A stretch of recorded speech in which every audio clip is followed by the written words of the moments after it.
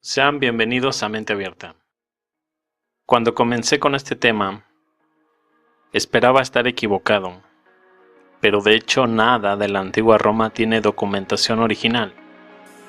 Alguien demuéstreme que estoy mal.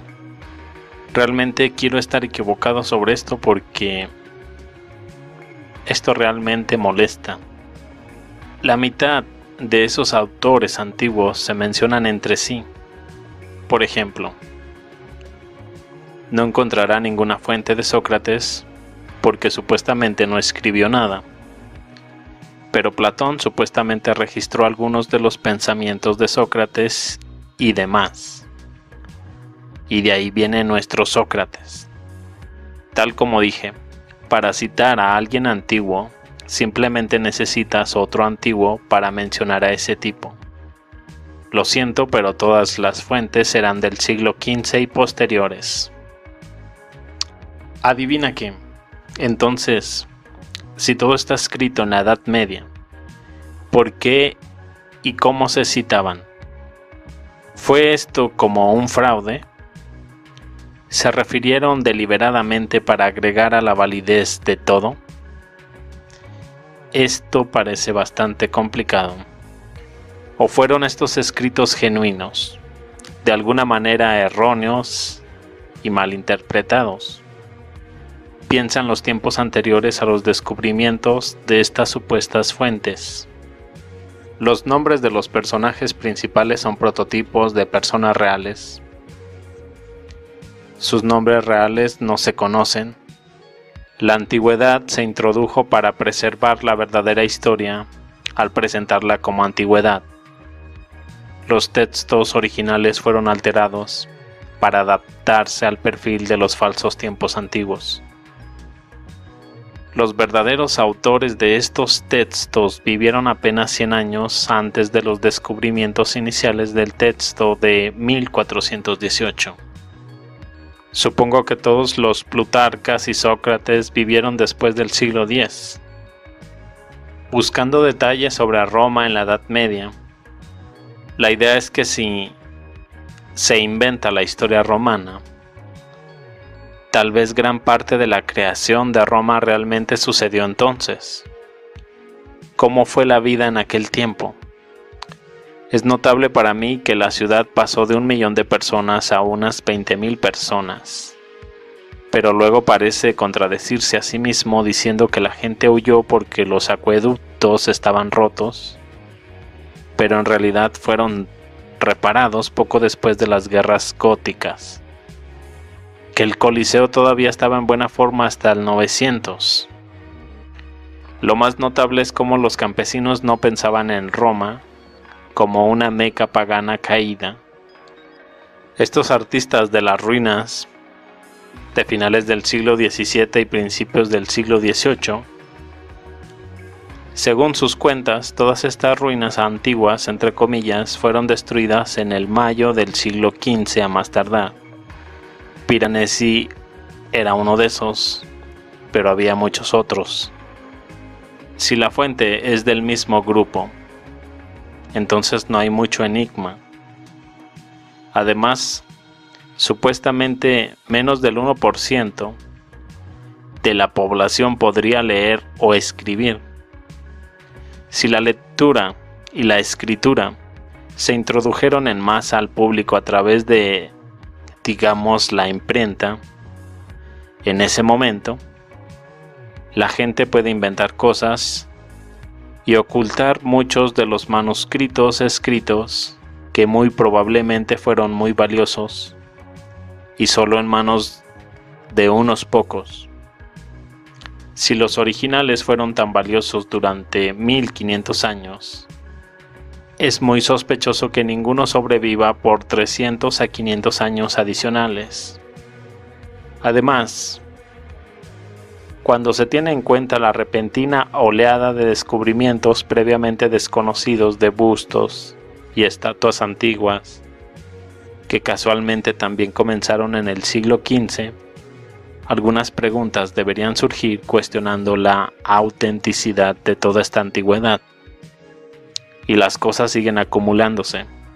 Una vez que tenemos en cuenta las diferentes transformaciones africanas y las controversias de Pompeya, la posibilidad de un juego sucio histórico no parece tan imposible.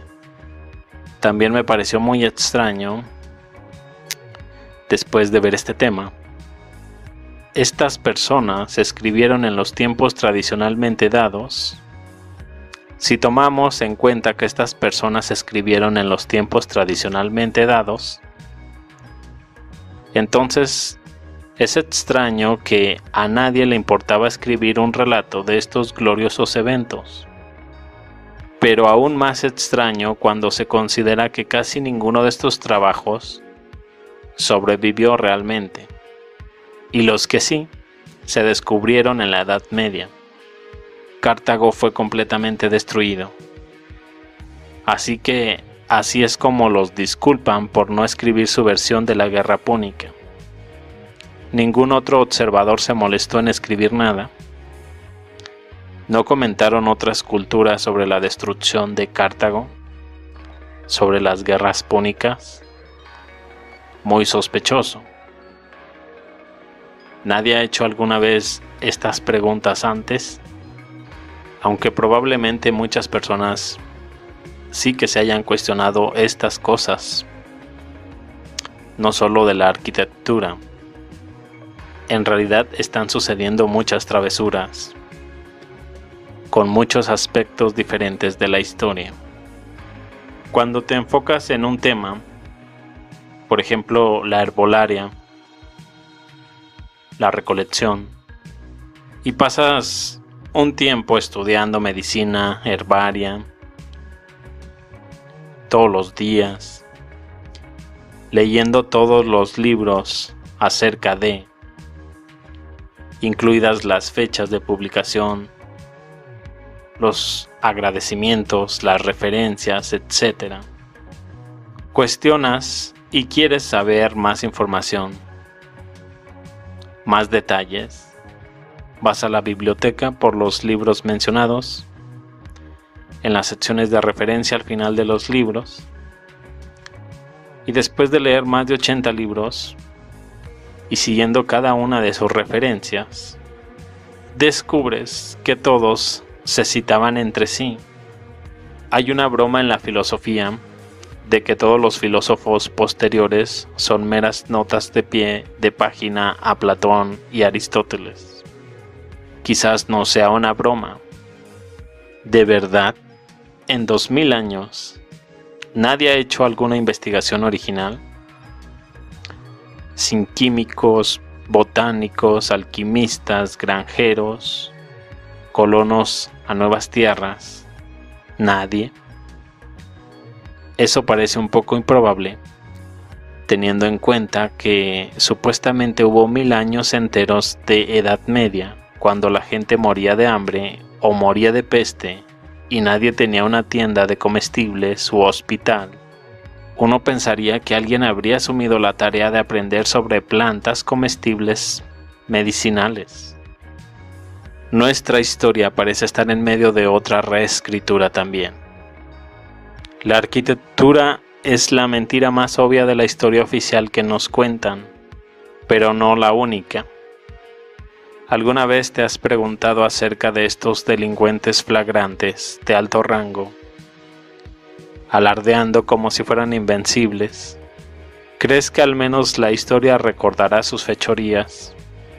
Pero todos los recortes de noticias alaban su genio y sus logros. Son invencibles. Escriben historia. Y los demás se olvidan tan rápido.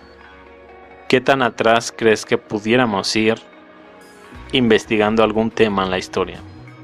Quizás encontraríamos edades contradictorias en diferentes documentos. Creo que la mejor línea para mirar es la de la realeza, ya que nadie más estaría bien documentado en la antigüedad. Iríamos país por país y mapeamos sus reyes y reinas paso a paso, citando las fuentes. Luego haz lo mismo en otra parte. Teóricamente una guerra entre el rey primero y el rey segundo en 500 años.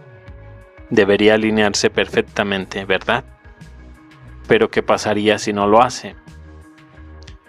¿Qué pasaría si está pagado por 100 años o más? Entonces, tenemos este glorioso imperio que se extendió por millones de millas cuadradas y gobernó la región del Mediterráneo con un puño de hierro durante 100 años. Y ni una sola fuente contemporánea sobrevive de esa época para contarnos al respecto.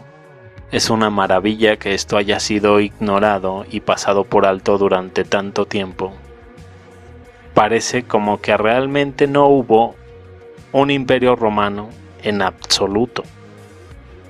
No hay otra evidencia de que en el balance de probabilidades lo que tocó con la mano que veo con los ojos sea romano o cualquier otra cosa.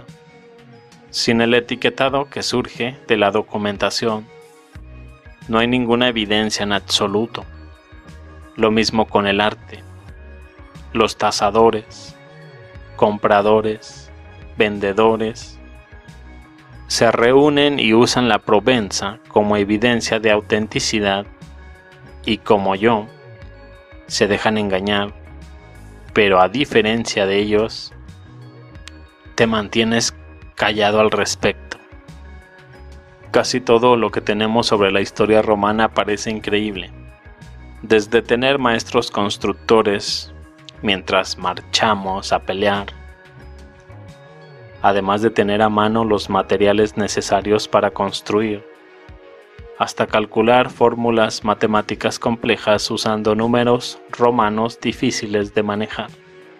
Para un periodo de civilización tan importante y que altera la historia del mundo, tener 0 documentos originales sobrevivientes del tiempo tensa la credulidad. A lo largo de la historia, con las numerosas guerras y persecuciones de varios pueblos, se sabe que ciertas personas han estado dispuestas a sacrificar sus vidas, haciendo todo lo posible para preservar sus documentos históricos. Sin embargo, ni un solo romano agarró un pergamino o 2 mientras huía de los bárbaros. Este es el tipo de cosas que encuentro increíbles. Alguna documentación es más creíble. Sabemos que los escritos de Tolkien son ficción, pero dentro de 1000 años, si la historia continúa siendo borrada, podría verse como evidencia de un momento en que había árboles parlantes conocidos como Ents. Este hecho sobre Tolkien, de que quizás en un futuro pudiese ser tomado como un hecho por seres futuros, se aplica igualmente a documentos antiguos que también conocemos. He sabido durante mucho tiempo que los documentos son cosas fáciles de falsificar. También después de leer el libro de 1732 de Carlos XII de Suecia, de Voltaire. Se lee como un cuento de hadas, pero se supone que es un relato histórico real de los acontecimientos. Pero desde que llegó aquí la rareza de los artefactos y las estructuras romanas, ahora se han aclarado con la probabilidad de que todo sobre los romanos sea falso. Es lo mismo con otro llamado Imperio Británico, que simplemente no aparece en ninguna de esas exposiciones, excepto en la del Crystal Palace. 1/3 del mundo conocido era británico, entre comillas, en el momento de las exposiciones, como se decía que 1/3 del mundo conocido era romano, entre comillas. Tengo la sensación de que estamos siendo alimentados con un ciclo de enjuagar, lavar y repetir, que probablemente comenzó hasta donde nosotros, a esta edad, podemos contar con las historias del imperio tartárico nunca existente. Fomenko y Nosotski descubrieron una discrepancia de aproximadamente 1000 años con muchos individuos haciendo roles. Eran dobles y a veces se triplicaban. A menudo se presentan como gobernantes de diferentes países. El ejemplo más obvio que incluso los historiadores no pudieron ocultar se refiere a los reyes de Suecia, donde Carlos XIII es también el segundo. Carlos XV es también el cuarto, etc. Las emperatrices rusas Elizabeth y Catherine, cualquiera que sea el número, se enumeran oficialmente una tras otra, mientras que en realidad parece que una gobernó Rusia y la otra fue la gobernante del Tartario moscoviano. A menudo me pregunto acerca de la pausa de la tecnología. En el gran esquema de las cosas es que entre el 1650 y 1700, el viejo mundo llegó a su fin en un enorme cataclismo que mató a la mayoría de las personas en la Tierra. La pintura renacentista muestra este mundo en ruinas. No tenemos una buena comprensión de cómo era realmente este mundo antes de este evento. Luego, entre 1700 y 1800, los sobrevivientes pudieron recuperarse de este choque y esencialmente dentro de una generación o dos construyeron todas las estructuras que hoy conocemos como arquitectura anterior a la guerra de Grundersee. Si bien hubo ciertamente esfuerzos de renovación, tanto después de 1800 como alrededor de 1900, creo que puedo rastrear los orígenes de este tipo de estilo arquitectónico hasta la sociedad posterior a 1700. Por alguna razón, los orígenes de esta arquitectura se mantienen alejados de nosotros, y los edificios se actualizan a los tiempos modernos. Es bastante absurdo. En Europa, por ejemplo, se supone que básicamente todos los edificios antiguos son de 1900 a 1910, como si fuera posible construir decenas de millones de esas casas en un par de años. Pero alrededor de 1810 sucedió algo entre comillas, que una vez más destruyó partes de la Tierra, aunque no tan completamente como antes. El misterio es por qué estas cosas que rodean estos eventos han sido enterradas completamente. ¿Por qué ocultar los desastres naturales? En cualquier caso, creo que el evento de 1810 esencialmente inició lo que hoy conocemos en día la era industrial. Fue un periodo de sufrimiento enorme, porque gran parte de la infraestructura y la tecnología habían sido destruidas, y la gente comenzaba con un nivel muy bajo. Hay algo radical sobre el cambio en la sociedad antes y después de 1810, como si fuera acompañado por un cambio en el clima y la temperatura. Tengo la sensación de que la sociedad anterior a 1800 vivía en un mundo más cálido, sin necesidad de calefacción. Esta puede ser la razón por la que el rebote del evento de 1700 no fue tan drástico, ya que en el clima aún se percibía una era tropical, como en la mayoría de los países.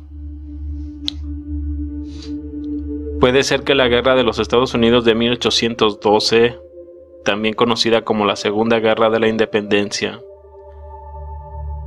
se está minimizando deliberadamente. Mientras tanto duró de 1812 a 1815, unos 3 o 4 años. ¿De cuánto se habla de esta guerra de 1812 en los Estados Unidos? Se trata de la primera guerra de la independencia y de la guerra civil. Estados Unidos entra en Canadá, quema partes de Toronto y se va. El Reino Unido entra en Estados Unidos, quema partes de Washington DC y se va. Casi al mismo tiempo, Napoleón entra en Moscú, quema la ciudad y se va. ¿Cuál es el punto de estas acciones? Hay muchos plausibles. Los resultados anteriores en el año de 1816 sin verano en los Estados Unidos y Europa Occidental. En lo que respecta a los artistas capricho, podríamos estar hablando de un diluvio bíblico, como el que se menciona en la Biblia. Nuestros pintores capricho estaban representando ¿qué exactamente? Con Enoc como el séptimo de Adán, podemos entender por qué el Génesis no explica con detalle por qué del diluvio para matar todo, por qué era necesario.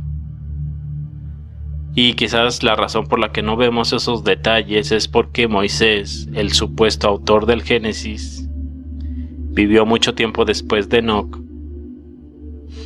Los textos de Enoc se decidieron omitir o no ser incluidos. Mientras tanto, su existencia fue probablemente la razón por la que Moisés no dio detalles sobre por qué del gran diluvio, porque ya estaba escrito por Enoc y no había razones para repetirlo. Hasta donde entiendo, la gran inundación fue el resultado final de la manipulación genética. Me refiero a varios centros, minotauros y otras quimeras diferentes. Lo que podemos ver en los libros medievales en varios mapas. Esos autores tan distantes nunca habrían sabido sobre tales criaturas si el diluvio ocurriera 4000 años antes. Tenemos la arquitectura global, esa que nos atrae con su belleza y complejidad. En el proceso nos hace preguntarnos por qué ya no construimos así. Bueno, la gente dejó de entenderse y las habilidades se fueron. Y la capacidad de construir estos hermosos edificios llegó a su fin una vez que se dispersaron las personas y se cambiaron los idiomas. Las habilidades se fueron. Dicho esto, descubrir cuánto tiempo hace realmente que sucedieron todas estas cosas era casi imposible. Probablemente podríamos construir la secuencia y adivinar los plazos. Si estas ciudades de 1860 fueron abandonadas, ¿cuál es la forma de calcular cuánto tiempo estuvieron abandonadas? Esas fotografías de ciudades abandonadas parecen ser una especie de informe comercial. El lugar está listo para ser repoblado. Hay algunas fotos con ciudades llenas con mucha vegetación. En realidad los lugares no necesitaban mucho mantenimiento. Esas pirámides sudamericanas estaban cubiertas de vegetación, pero se limpiaron y se veían bastante bien en unos cuantos días. Solo una analogía que es, podemos ver ciudades limpiadas, pero no parecen ser nuevas. Las fechas que tenemos podrían ser para la narrativa.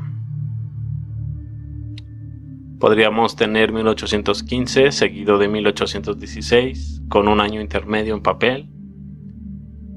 Estos controladores podrían tomar un descanso de 100 años en el medio para hacer lo que consideren necesario. Después de 100 años simplemente reiniciarían con 1816. Sugerir que el siglo XIX en realidad sucedió más atrás en el tiempo, como 1816, no fue hace 200 años, pero sí hace 300 años. Un ejemplo de todos estos eventos que ocurren alrededor del mismo tiempo también es cierto. Creo que este es el mismo fenómeno que hemos visto en el llamado periodo del Renacimiento, cuando estaban construyendo una nueva cronología, después de una catástrofe, cuando los sobrevivientes realizan la tarea de recrear la historia, basándose en información escasa. Es probable que haya muchos errores o aplicaciones erróneas. Algunas historias y fechas pueden haber sido fabricadas a propósito, mientras que otras simplemente se improvisaron lo mejor que pudieron. Había una tarea urgente de reformar la sociedad y hacer que la gente volviera al trabajo y subliminar cualquier trauma que aún estuviese presente. Añadiría toda la lista de los manicomios. Estos eran para la gente que no podía recuperarse psicológicamente de la catástrofe y sus efectos posteriores. El trauma y la consiguiente amnesia es un fenómeno importante para entender. Investigando sobre este fenómeno, sobre la amnesia cultural o colectiva y el cómo se manifiesta, es difícil entender la profundidad de lo que es la amnesia y cómo oscurece y entierra la memoria. Realmente ensucia a las personas a un nivel muy profundo y sus síntomas de disfunción aparecen aquí y allá en la conciencia de maneras incontrolables. Grupos de víctimas de trauma se confabulan para olvidar. No es que conscientemente no quieran recordar lo sucedido. Se ha borrado de la memoria como estrategia de supervivencia. Realmente creo que este es el meollo del asunto. La gente quiere olvidar, pero pagan un precio por vivir en esta ignorancia. Se vuelven neuróticos, un poco ovejas y bloquean gran parte de sus vidas. Y son más manipulables por estos hombres a los que llamamos sociópatas, que sobreviven y prosperan durante estos periodos catastróficos. Estas son las personas que se encargaron de reconstruir la historia, porque fueron las que se recuperaron primero. Están viviendo una mentira como personas desmesuradas de todos modos, así que no hay problema en inventar historias. Volviendo al esquema general de la fabricación de la historia, puede ver cómo los eventos pasados y las personas y la tecnología deben conectarse a una línea de tiempo de la historia cuando realmente no se sabe qué es lo que sucedió. Asignas fechas, creas una narrativa. Y aún más importante, si controlas los medios de comunicación, el gobierno y las principales empresas, como en la actualidad, por lo que no deja de contarles a las personas cuál es la historia, y espera no tener demasiadas inconsistencias. La idea es difundir todos estos eventos desastrosos que ocurrieron durante una catástrofe terrestre durante muchos años, para que no aparezcan conectados. Algunos de ellos fueron guerras, algunos terremotos, algunas hambrunas, algunos desastres climáticos, algunos gobernantes famosos haciendo algo grandioso. Quizás todas estas exposiciones surgieron porque nosotros, entre comillas, necesitábamos contar una historia y recrear las glorias pasadas después de una catástrofe, para recuperarnos como sociedad y seguir adelante. Tal vez la gran cantidad de asistencia que escuchamos realmente sucedió porque la gente necesitaba desesperadamente tener pistas sobre de qué se trataba nuestra cultura.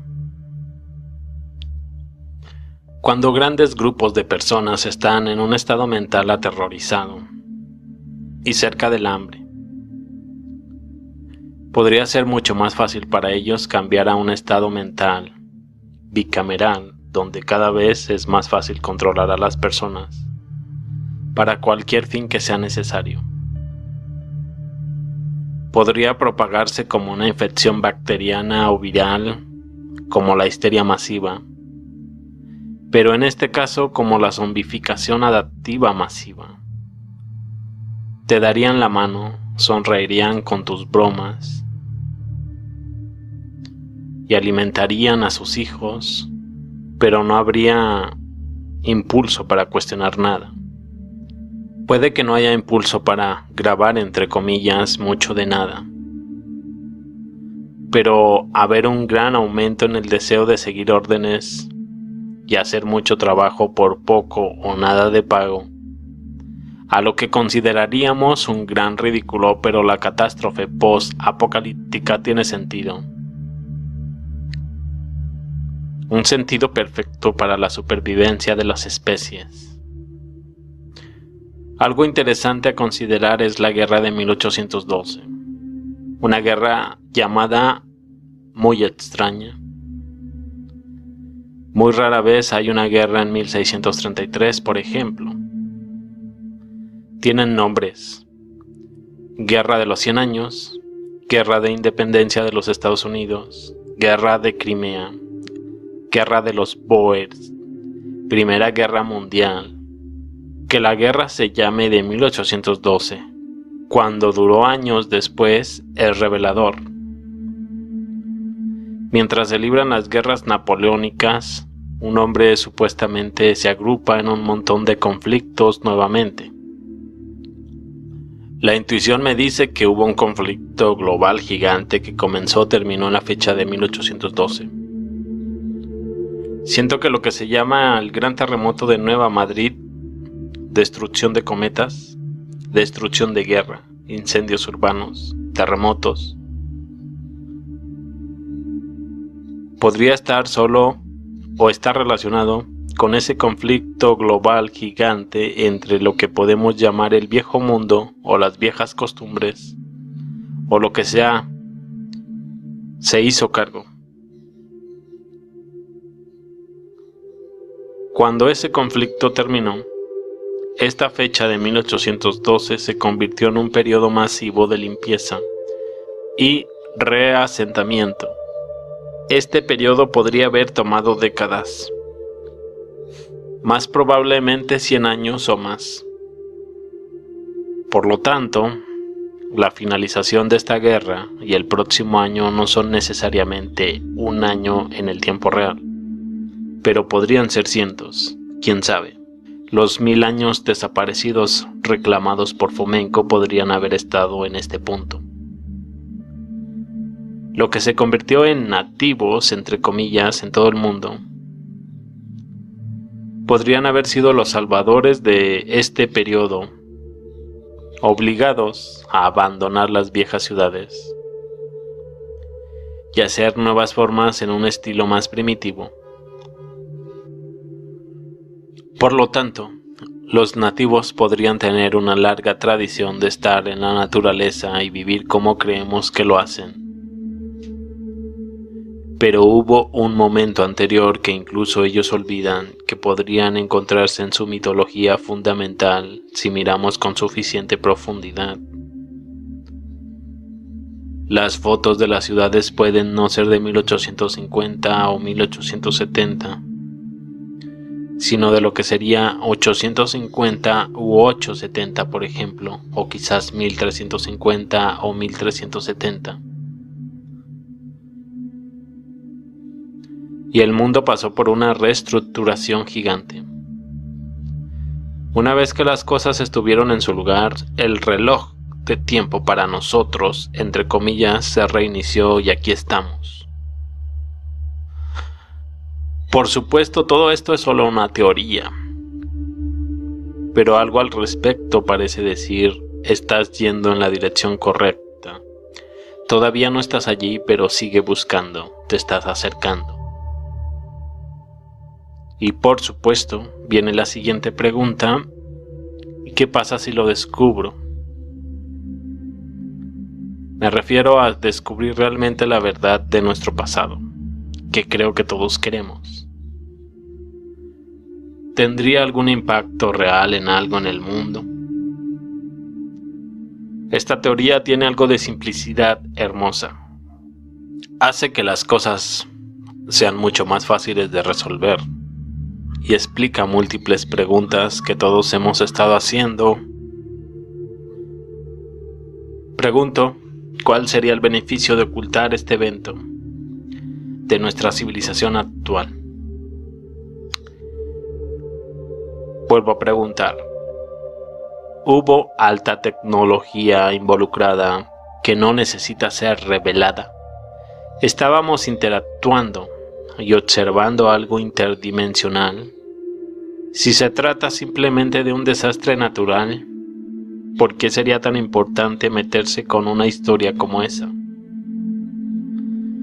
Creo que es posible que una repetición del crecimiento y luego la destrucción de la civilización mundial haya sucedido varias veces, potencialmente con fines experimentales. Creo que estas interacciones del ciclo de destrucción pueden identificarse mediante el uso de ciertas letras en ciertos combos en libros y en arquitectura. Cuando comenzamos a prestar mucha atención, todo tiene su origen en el siglo XIX. Si no se creó en el siglo XIX, se volvió a descubrir, entre comillas, en el siglo XIX. Me recuerda a una cita en el periódico, diciendo algo como: algunas personas piensan que el año sin verano ocurrió en una fecha diferente, pero sucedió en 1816. Esto podría insinuar un recorte de varios años, cuando el año sin verano tal vez realmente sucedió después del evento misterioso de 1808 o anterior. Erupción misteriosa en 1808 y 1809 según Wikipedia.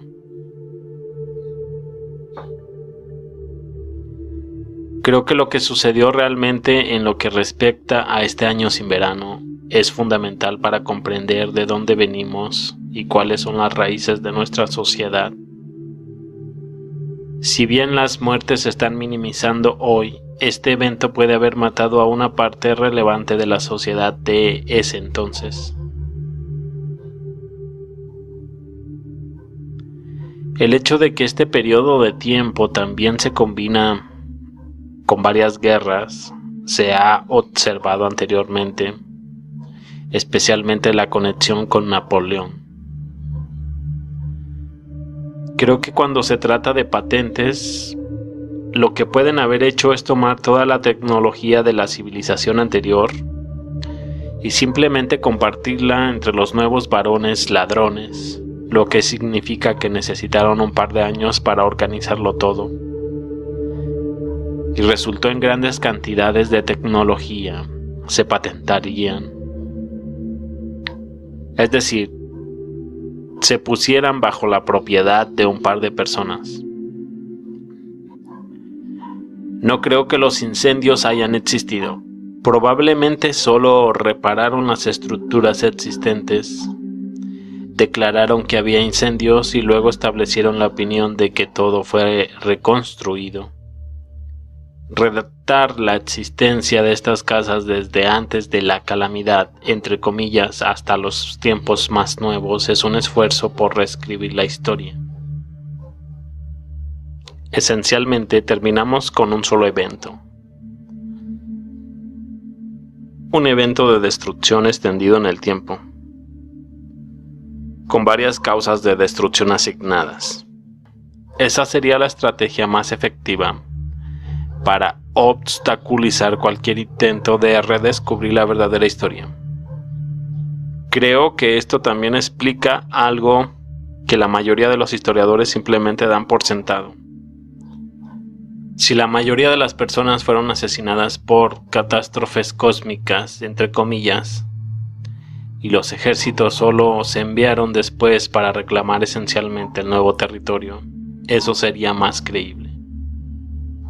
Como Napoleón, que acaba de correr reclamando una Europa en ruinas. Las guerras posteriores a 1800 fueron más como juegos de quién viene primero, y los conflictos sangrientos solo surgieron cuando dos partes se enfrentaron por sus nuevas reclamaciones territoriales. Sabemos de la capacidad de los humanos de matar a otros humanos. Obviamente vemos cómo el humano puede ser muy brutal, pero no tendría sentido matar a millones de civiles, Mirando las líneas del tiempo todo encaja. La era moderna de la provisión institucionalizada para el cuidado de los enfermos mentales comenzó a principios del siglo XIX con un gran esfuerzo dirigido por el Estado. Los asilos mentales públicos se establecieron en Gran Bretaña después de la aprobación de la Ley de Asilos del Condado de 1808. Se autorizó a los magistrados a construir asilos basados en tarifas en cada condado para albergar a muchos locos indigentes, entre comillas. Se establecieron comités parlamentarios para investigar los abusos en los manicomios privados. Oficiales finalmente fueron despedidos y la atención nacional se centró en el uso rutinario de barras, cadenas y esposas en las condiciones inmundas en las que vivían los reclusos. No fue hasta 1828 que los comisionados recién nombrados fueron autorizados para licenciar y supervisar asilos privados. Este evento básicamente dio origen a la psiquiatría moderna. Las personas más sensibles y despiertas fueron las que más sufrieron bajo el repentino cambio de percepción colectiva. Hay dos formas en que los humanos hacen frente al cambio. Uno está entrando en el trauma. Esto es lo que hace la mayoría. Cambian estimulantemente a la nueva versión de la realidad e intentan beneficiarse de ella tanto como sea posible, lo que significa que aceptan a los nuevos gobernantes. Estos son los conformistas neuróticos, una pequeña minoría que todavía está conectada con la verdad, porque no pueden separar los aspectos traumáticos, no pueden hacer frente, ellos saben y dicen la verdad, ya que todo lo demás sería demasiado doloroso. En el proceso son expulsados por la sociedad y sufren aún más.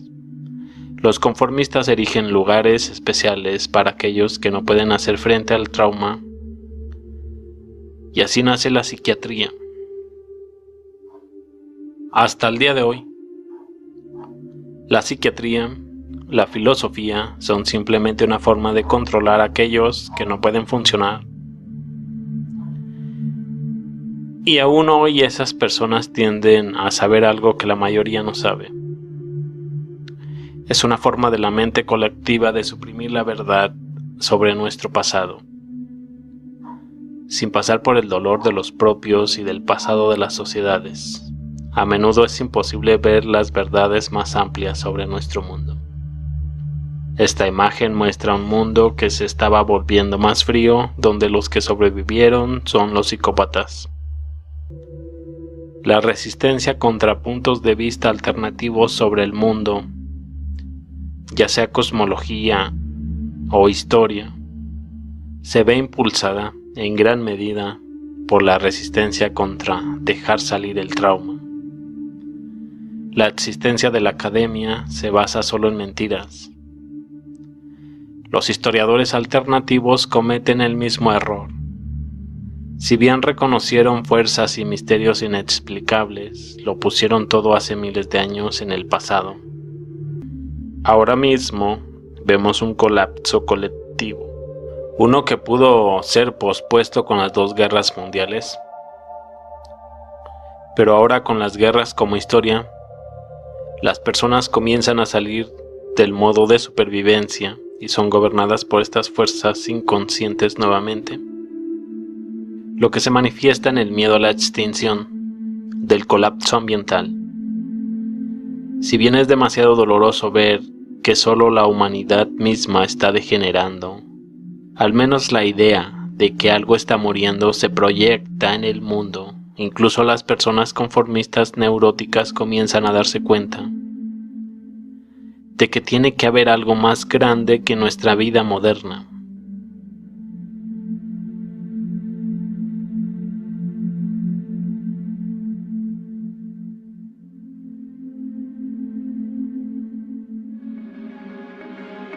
Generalmente, El restablecimiento apunta alrededor de finales de 1800 y asomándose entre principios de 1920 y finales de los 30. La historia nos habla de 2 guerras mundiales, una caída del mercado de valores, una revolución industrial, todo en un lapso de 50 a 60 años. Lo que no tiene sentido es cómo progresó tan rápido. De un 1900 a un 2000. Desde este conocimiento de la historia, la medicina, la ciencia y la tecnología estuvieron casi paralizados durante cientos de años. Con esto en mente, me imaginé el panorama de la Gran Bretaña imperial, que durante cientos o incluso miles de años había poseído aproximadamente una cuarta parte del mundo y ahora solo poseía algunas islas pequeñas además del Reino Unido. Se sabe que llevó a colonias a anexarse a la Gran Bretaña a finales del siglo XVIII. ¿Qué es lo que llevaba a estas naciones a anexarse aparentemente tan rápidamente? ¿Qué llevó a una anexión aparentemente rápida que comenzó con una lista de países que han obtenido independencia del Reino Unido? Parece que después del reinicio de la historia la gente comenzó a rebelarse contra este dominio británico. Se sabe de estos problemas bajo Gran Bretaña, pero ¿por qué o qué desencadenó el impulso masivo de anexarse? ¿Cómo es que el Gran Imperio perdió repentinamente la mayor parte de su imperio? ¿Y cómo Gran Bretaña pierde 63 naciones en un lapso de 100 años? Quizás con este paradigma de las naciones esté yendo por un camino equivocado. Tal vez sea una determinada clase de personas y tal vez todo lo que haya sucedido es que han reordenado su organización y se han puesto más en un segundo plano, que todavía tiene una parte bastante decente de propiedad que sepamos. Probablemente no sepamos el resto. ¿Hubo alguna vez una Gran Bretaña imperial? Un reinicio que continuó hasta la década de 1920, definitivamente extraño. En cuanto a saber qué es dueño de qué, quién sabe. Algunos dicen que Estados Unidos es simplemente un Estados Unidos británico rebautizado.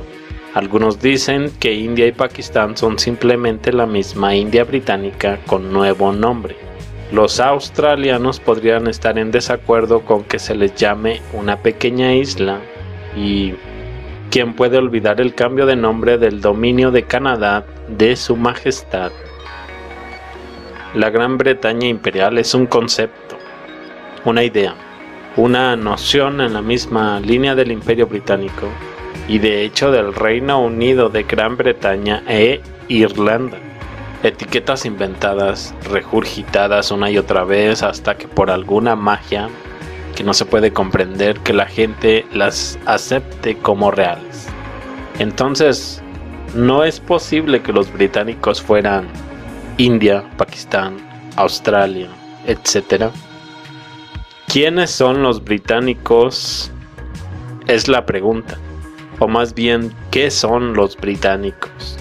La línea imperial de Windsor es en realidad Sage-Coburg-Gotha, de origen germánico. Su apellido se cambió a Windsor con fines de marketing o se expresó de otra manera para ocultar sus orígenes entre comillas. Las tierras de la Commonwealth, como se las llama, aparentemente eran tierras excoloniales, también conocidas como lo que te enseñaron como imperio. Ex solo de nombre. El reclamo de propiedad de ellos es el mismo que ha sido desde que se hizo el reclamo por primera vez. ¿Quién sabe cuándo y por quién? Es decir, es muy probable que haya habido personas que se consideraban británicas en tierras que eran coloniales, como las hubo en tierras no llamadas coloniales en la historia. Esta respuesta parece obtusa, pero es una pregunta difícil de responder cuando el reclamo de propiedad es el tema fundamental. Es como decir que tal vez fue una familia de élite que usó su mango en las palancas del poder para mover el poder militar de la época y apoderarse de gran parte del mundo, y que cuando los países abandonaron El reclamo de propiedad no fue anulado. La monarquía es un grupo de seres humanos que desempeñan los roles de etiquetas monárquicas, también conocidos como actores, como lo que hacemos tú y yo cuando actuamos como padre, hermano, esposo o ciudadano, etc. Cualquier tierra reclamada en el título de cualquiera de estas personas nunca ha sido retirada. El título de las reclamaciones puede haber cambiado, como se ilustra, pero no la reclamación en sí. No se habla de nada que sea legal. Los reclamos de la propiedad de la tierra para la monarquía, que luego se identificó como Primer Imperio y luego como Mancomunidad, siguen vigentes. Hablar de una teoría del reinicio cuando nadie tiene experiencia en ella o incluso sabe cuál es su efecto no tiene sentido. Ahora bien, ¿y si no hubiera colonias? Al observar el destino de estos viejos gobernantes, tal vez se puedan encontrar pistas de que el colonialismo es en parte ficticio. El príncipe de Oudh muere solo en su palacio de la jungla en el corazón de Delhi. Entonces, ¿qué pasa si el colonialismo, entre comillas, en la India no comenzó en las primeras décadas del siglo XIX? Y la parte principal del colonialismo fue invadir los países posteriores al restablecimiento, desalojar a los gobernantes locales e instalar un nuevo sistema pseudo-democrático. El fenómeno coordinado de países que se liberan del gobierno británico, básicamente durante el mismo periodo de tiempo, sugiere que estamos ante una historia creada por las mismas fuerzas que ocuparon casi todo el planeta hace como 100 años. Entran aquí los trenes de huérfanos y la reubicación de un gran número de personas alrededor del 1900. Podrían haber sido una forma de derrocar los países posteriores al restablecimiento y repoblarlos. Estamos ante un esfuerzo masivo para eliminar la historia anterior a 1900, y las guerras mundiales fueron necesarias para eliminar la resistencia en la población, ya que probablemente un gran número de personas comunes todavía están al tanto de las huellas de la civilización global unificada. Eso implica que toda la historia del colonialismo entre 1500 a 1700 probablemente esté completamente inventada.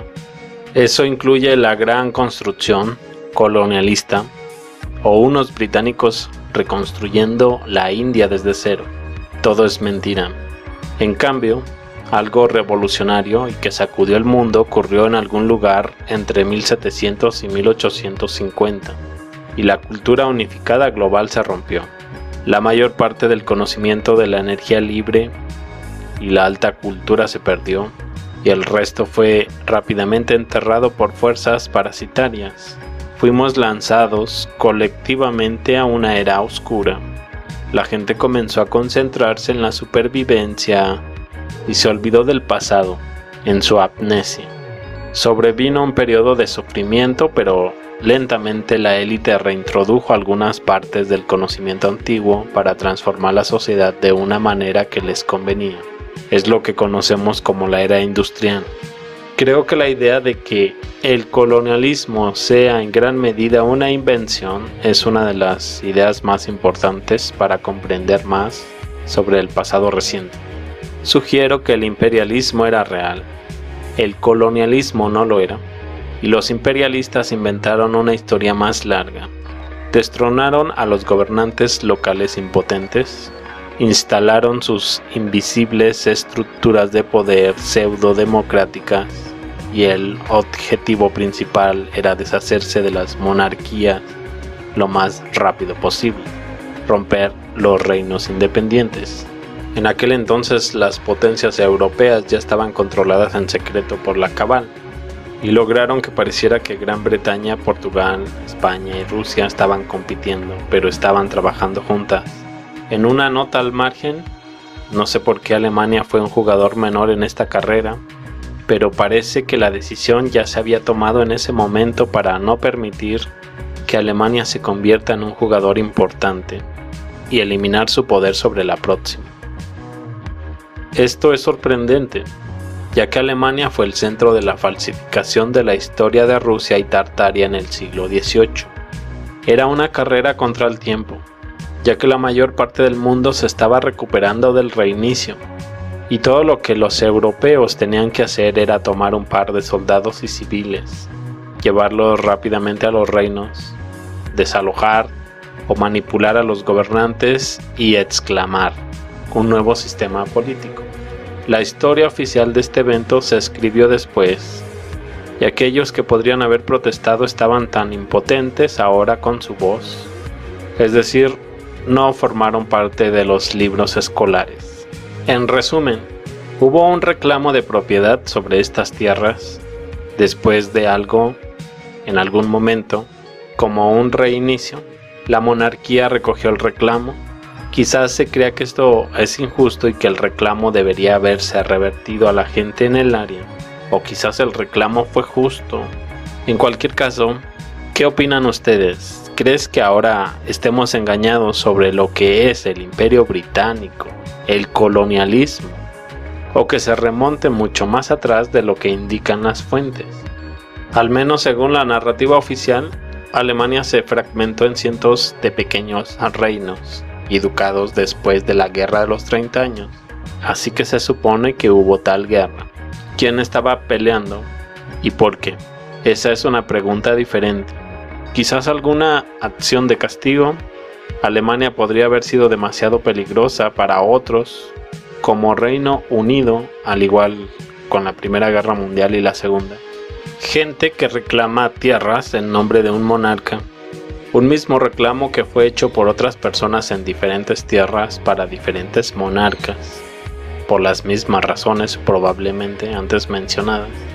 La suma de todos estos reclamos crea la ficción del Imperio Británico, también conocido como Gran Bretaña Imperial. No existe el imperio o Gran Bretaña en la realidad tangible, ni hay una monarquía, todas son ficciones de la mente. Estas afirmaciones en nombre de un monarca nunca han sido retiradas, anuladas, eliminadas u olvidadas. Los países son otro conjunto de ficciones que solo existen en la mente de los creyentes en ellos, que se nos dice que son naciones independientes. Una nación es otra ficción de la mente, y siempre se combina con el país en la narrativa histórica contemporánea. Son en realidad el Imperio Británico bajo el capó, por así decirlo. No existen reclamaciones legales. Un hombre se para en alguna tierra y pronuncia las palabras: reclamo esta tierra para su majestad, o lo que sea. Y esa es la base para la propiedad de la tierra. La legalidad no tiene nada que ver con eso. Los lagos circulares normalmente se consideran creaciones admirables de la naturaleza, pero también hay lagos más pequeños con forma redonda e imperfecta. Contamos con múltiples razones para la existencia de dichos lagos. Esos normalmente son cráteres de meteoritos, sumideros, lagos de explosión de gas y etc. Hay cientos de miles y a veces millones, al igual que su edad basada en millones de años. Pero la pregunta era, ¿son esos lagos realmente naturales? ¿Y son realmente tan viejos como nos dicen?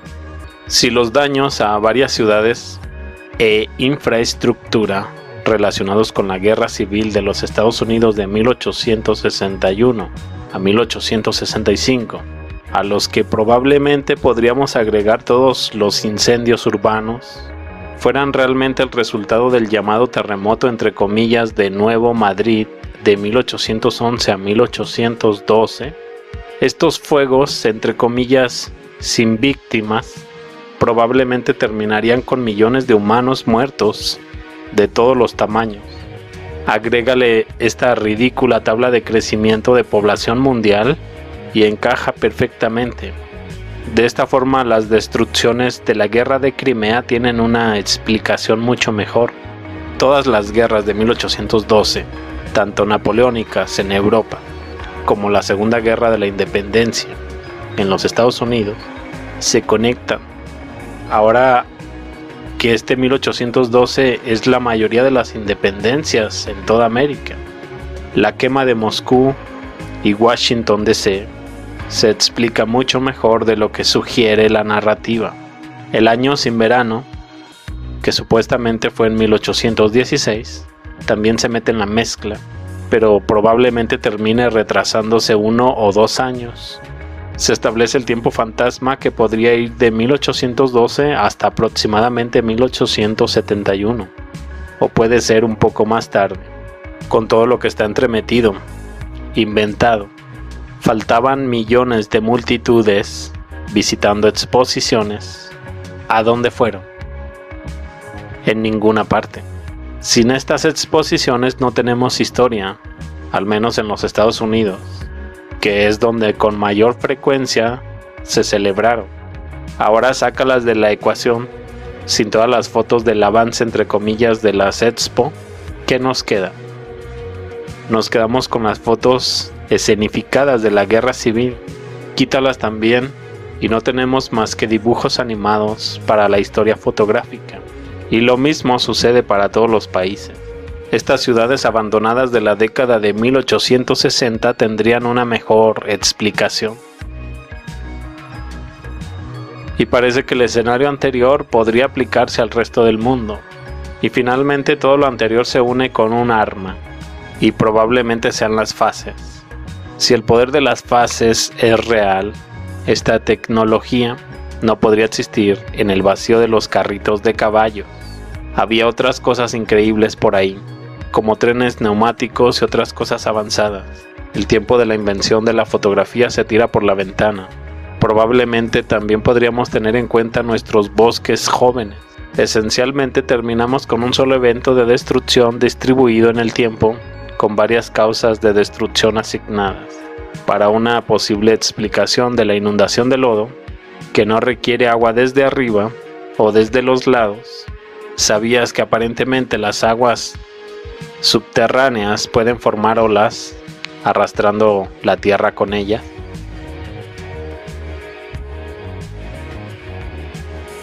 Creo que esta Segunda Guerra de Independencia en Estados Unidos, 1812, también conocida como la Segunda Guerra de la Independencia, está siendo minimizada deliberadamente, mientras que duró entre 1812 y 1815, 3 o 4 años.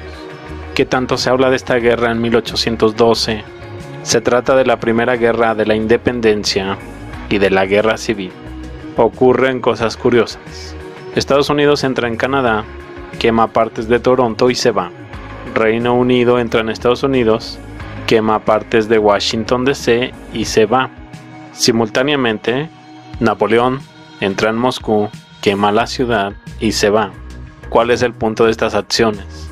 Seguro que hay muchos plausibles.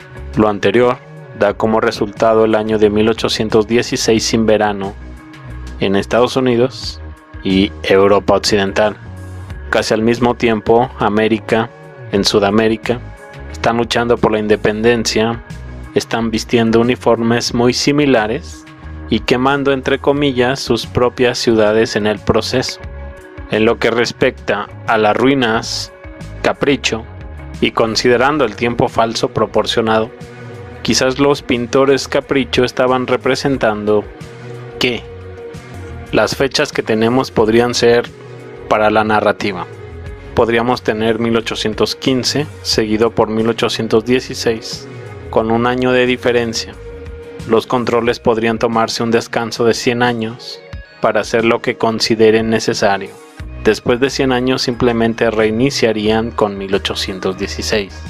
Creo que esta es la técnica detrás de después del incendio, reconstruyeron rápidamente la ciudad, donde el caso de Seattle de 1889-1890 le dio la narrativa 5.600 edificios de ladrillo en 18 meses. Es la única forma de que la revolución industrial tenga algún sentido. Fue un buen movimiento esto de la revolución industrial. La paradoja tecnológica inexplicable fue etiquetada con un nombre pegadizo y se convirtió en uno de los mayores logros de la humanidad. Sin embargo, si ponemos todos los demás eventos en la misma línea de tiempo, esta revolución parecería más ridícula, aunque incluso en sí mismo es uno de los cuentos de hadas más ridículo. Claramente tenemos objetos como este gran barco del este, entre comillas, el tendido de cable submarino de Europa a los Estados Unidos y la patente del tornillo del barco BPP en la década de 1850. Todas estas cosas son anteriores a un rollo de papel higiénico de unos 30 años. No hay razones aceptables para que sucedan cosas así como no hay razón para tener un tren neumático hace 150 años, mientras que Elon Musk trabaja para construir uno en el 2019. Tenemos explicaciones plausibles y tenemos que estar satisfechos con ellas porque no hay otra opción. Así que empezamos a prestar mucha atención a que todo tiene su origen en el siglo XIX. Si no fue creado en el siglo XIX, fue redescubierto entre comillas en el siglo XIX. Creo que esta imagen puede representar todo esto. Dos estados mentales. Uno pensando que este es el diseño previsto, el sugerido por la narrativa, y el otro tratando de averiguar qué cosa estaba pasando en el mundo para crear tal artilugio. Creo que significa lo siguiente, que antes de 1877, este automóvil no necesitaba ningún caballo para moverse. Ahora bien, todavía no tengo idea de cuánto tiempo fue eso. El antes de 1877, entre comillas. Estaba pensando en los periodos de tiempo del antes y el después, entre comillas, significando como algunos puntos de referencia históricos delineados por ciertos eventos podrían darnos una idea de un marco de tiempo en el que las cosas sufrieron los cambios más drásticos. Obviamente no se anuncia como tal por nuestras narrativas oficiales, como por ejemplo, cuando dejaron de construir esos hermosos edificios complejos en masa. Estoy bastante seguro de que hoy podríamos exprimir uno o dos de esos, pero seguro que no podemos construirlos por decenas de miles en estos días. Tiene que haber un momento en la historia en el que se produjo tal ruptura. En 1929 tenemos la Gran Depresión. Si bien la versión oficial de por qué sucedió es bien conocida, ¿podría haber una razón alternativa para ello? 1915 a 1929 o 30, descanso en la Feria Mundial de Exposiciones. La versión oficial culpa a la Primera Guerra Mundial. Bueno, a quien se le ocurrió esa excusa se olvidó de revisar el periodo de 1850 a 1915, que tuvo cientos de guerras importantes. Esto tiene muy poco sentido, especialmente cuando se consideran los locos años 20. Creo que esta bala es grande. Dicen que la Gran Depresión hace que Kennedy se vuelva rico. El nuevo acuerdo está preparando a los Estados Unidos para el comunismo. Se suponía que Rusia ganaría la Segunda Guerra Mundial y convertiría en un estado megacomunista a Europa. América tendría que seguir su ejemplo, un comunismo mundial. La historia se borra por completo de una vez por todas. En este periodo de tiempo pasaron muchas cosas extrañas. Por ejemplo, principios de la década de 1920, la disolución del Emirato de Bukhara y ocupación soviética, posiblemente relacionado con Tartaria. La historia de toda esa área en Asia Central es muy confusa. En el mismo periodo de tiempo tenemos la disolución del Imperio Otomano, entre comillas, y la creación de la Turquía moderna por Atatürk. Tenemos la gripe española de 1918, una pandemia de las más mortíferas en la historia de la humanidad.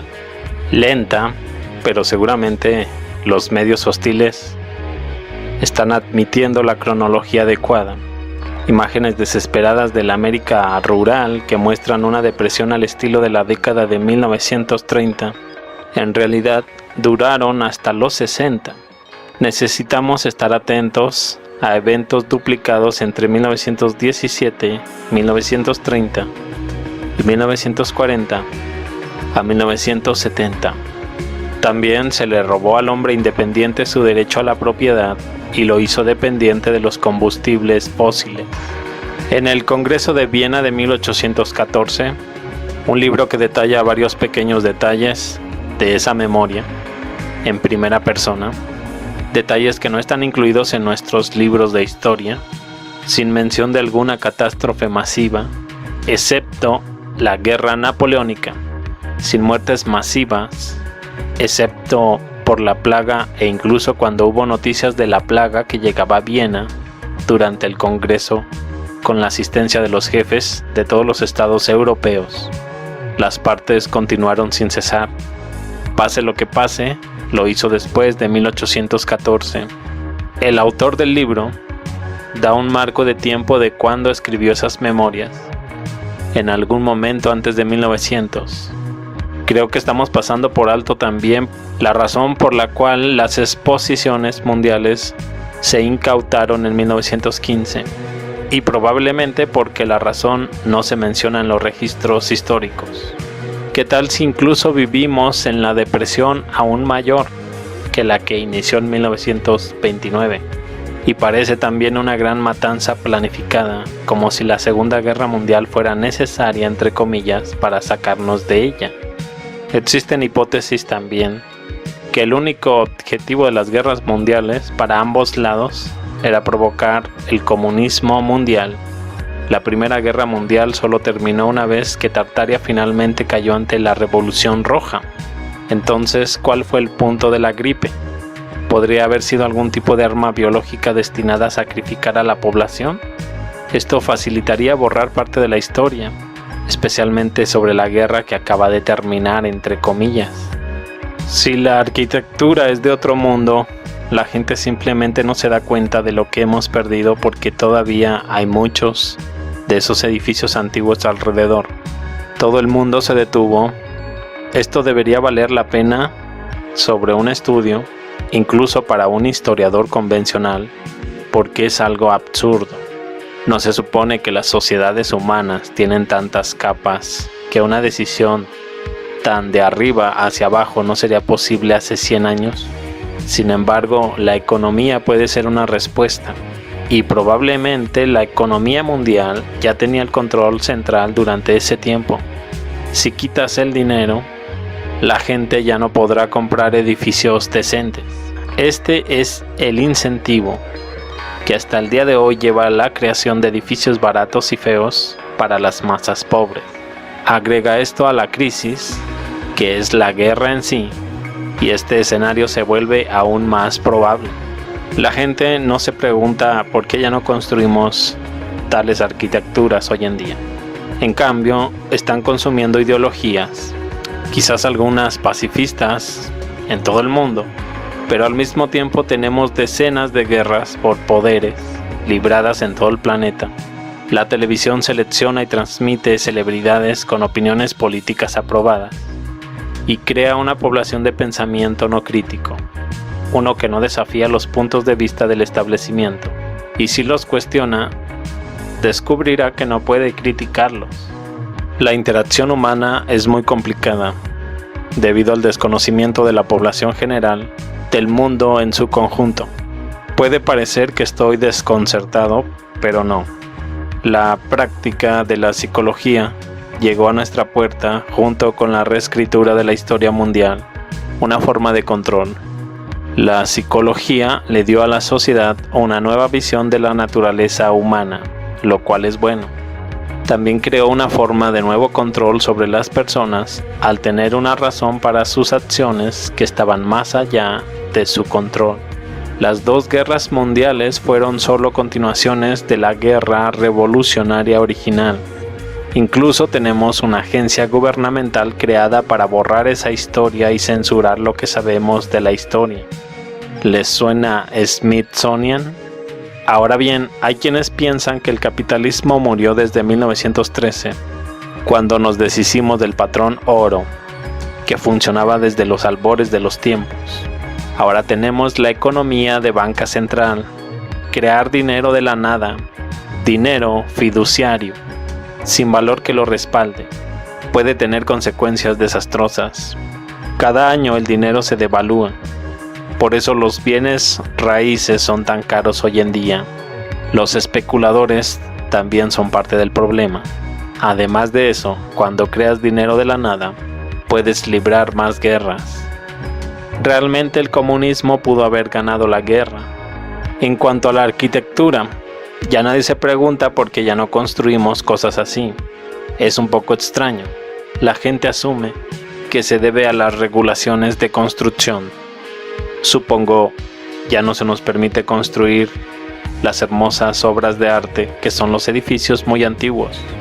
En todo caso, la calidad de los edificios solo parece empeorar con el tiempo. La arquitectura egipcia antigua no tenía una progresión lineal de la calidad de construcción.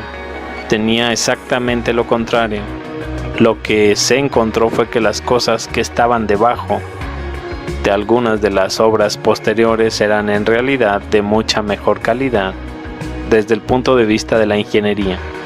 Además, cuando los conquistadores españoles llegaron al Centro y Sudamérica, preguntaron quién construyó las estructuras fantásticas como Teotihuacán. Los nativos respondieron que las estructuras fueron descubiertas, mas no construidas por ellos. La implicación es la siguiente: la razón por la que la arquitectura empeora es porque las personas que la crearon se han ido. Lo que se crea después de un facsímil pobre de los originales, ya que el conocimiento original se ha perdido en su mayor parte. Por supuesto, es posible que el conocimiento no se pierda, pero los secretos de su arquitectura podrían haberse guardado y protegido a través de varias líneas de sangre u organizaciones secretas o no tan secretas. Y otra explicación mucho más aburrida es que hay muy poca o ninguna demanda de mano de obra altamente calificada para crear estos edificios. La mayoría solo quiere que se haga de manera rápida y barata. Y si las leyes federales, estatales, municipales también dificultan este proceso, puede contribuir.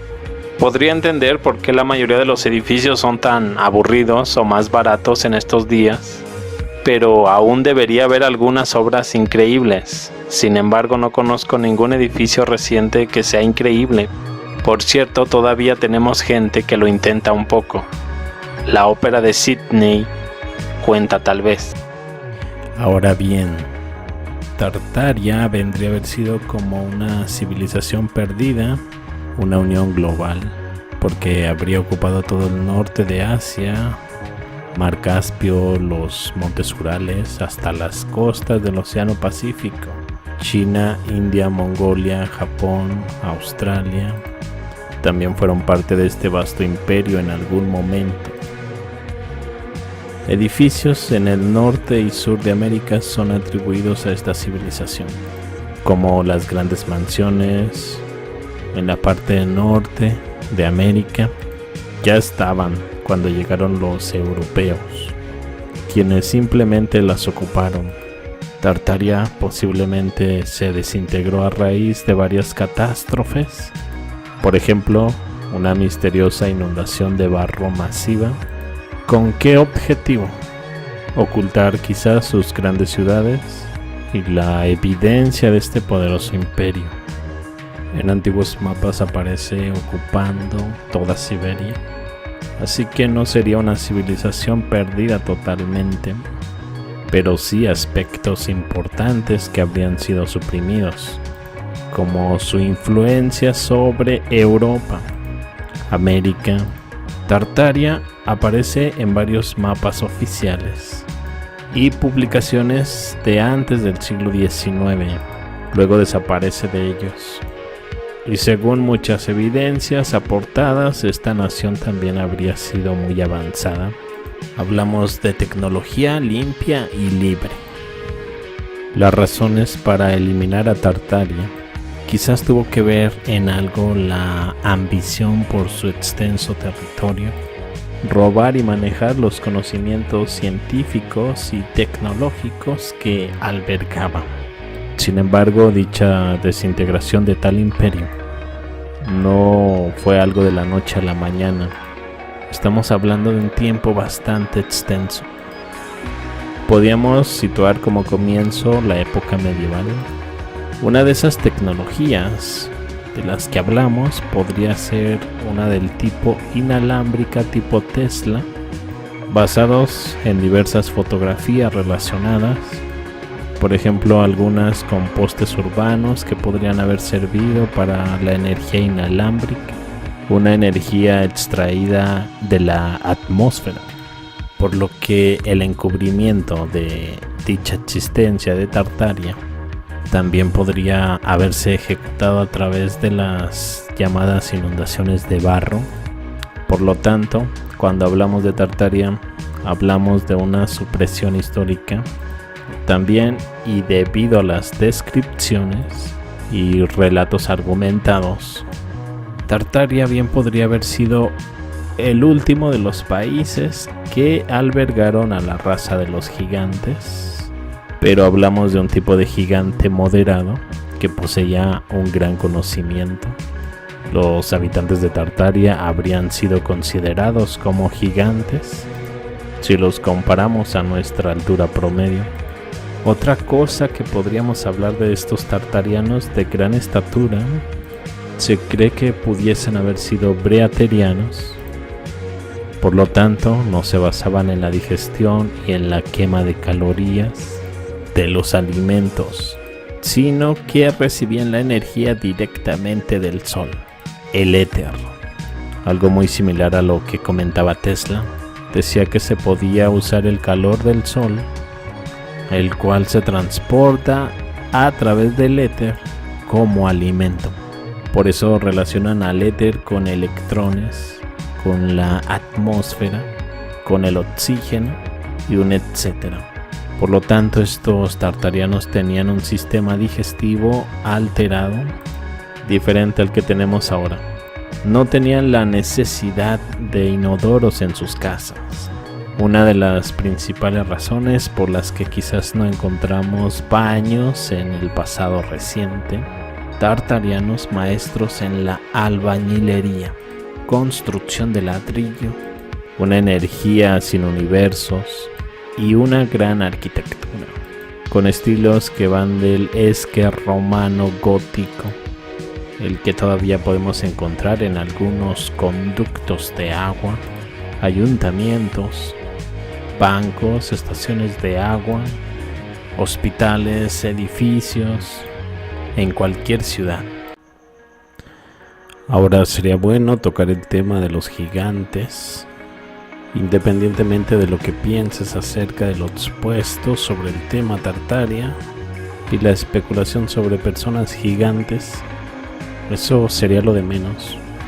El tema de personas de gran estatura lo podemos encontrar incluso en Europa. Hay un sinfín de ilustraciones que muestran a personas de gran tamaño. Hay un sinfín de teorías para dichos gigantes. Aparecen incluso en antiguas culturas. Un tema claramente controvertido y no está totalmente respaldado por la evidencia científica. Hay múltiples signos de la existencia de gigantes en el pasado muy reciente y al mismo tiempo basado en nuestra educación y conocimientos dogmáticos no podría haber gigantes. Cualquier evidencia sospechosa de la existencia de tal raza es ridiculizada o declarada falsa. Por ejemplo, existe toda una colección de artículos sobre gigantes. Aquel periódico del New York Times, siglos XVIII-XIX, donde se habla de dichos gigantes que se encontraban sepultados debajo de enormes montículos, túmulos, algunos con estructuras piramidales planas. Se asemejaban a pequeñas colinas aplanadas y dispersas por todo Estados Unidos. Los avances, las excavaciones y hasta documentación de esa época desapareció, probablemente porque recién estaba implementándose la teoría de la evolución de Darwin, y este tipo de hallazgos chocaba contra esta teoría ya oficial. Por lo tanto, se dedicaron a no creer en los gigantes y burlarse de cualquiera que lo hiciera. De hecho, se ignoraron todos los informes sobre algunos científicos que habían abierto montones de montículos de entierro en América en décadas anteriores. A menudo a quienes promovían este tipo de teorías eran acusados de falsificar los resultados o ser incompetentes. Quienes quisieron dar a conocer los sucesos de gigantes inmediatamente fueron desacreditados, perdieron prestigio, pasaron al olvido. Quienes encontraron restos fueron visitados. Los arqueólogos y otros científicos se han estado rascando la cabeza tratando de descubrir cómo se construyeron los megalitos antiguos y notables. Estas maravillosas estructuras consisten en gigantescas piedras que son tan pesadas que nuestra maquinaria moderna apenas puede moverlas, ponerlas en su lugar. Sin duda este capítulo nos llevaría a las misteriosas ruinas en busca de tecnología antigua y los secretos de construcción para obras megalíticas. Ahí tienen el antiguo Egipto. A lo largo de toda la historia de Egipto ha habido numerosos ejemplos de gigantes mucho más altos registrados, excavados y representados en el arte, además de ejemplos momificados que han sido ocultados al público. Toda la región del Próximo Oriente con míticas leyendas de seres humanos gigantes aparecen también en la Biblia. En el mundo hay una gran cantidad de edificios ubicados en diferentes continentes, los cuales para poder construirlos, incluso para una persona moderna, con sus técnicas, sería un problema. Se cree que los gigantes que una vez vivieron en la Tierra fueron los arquitectos de estas estructuras.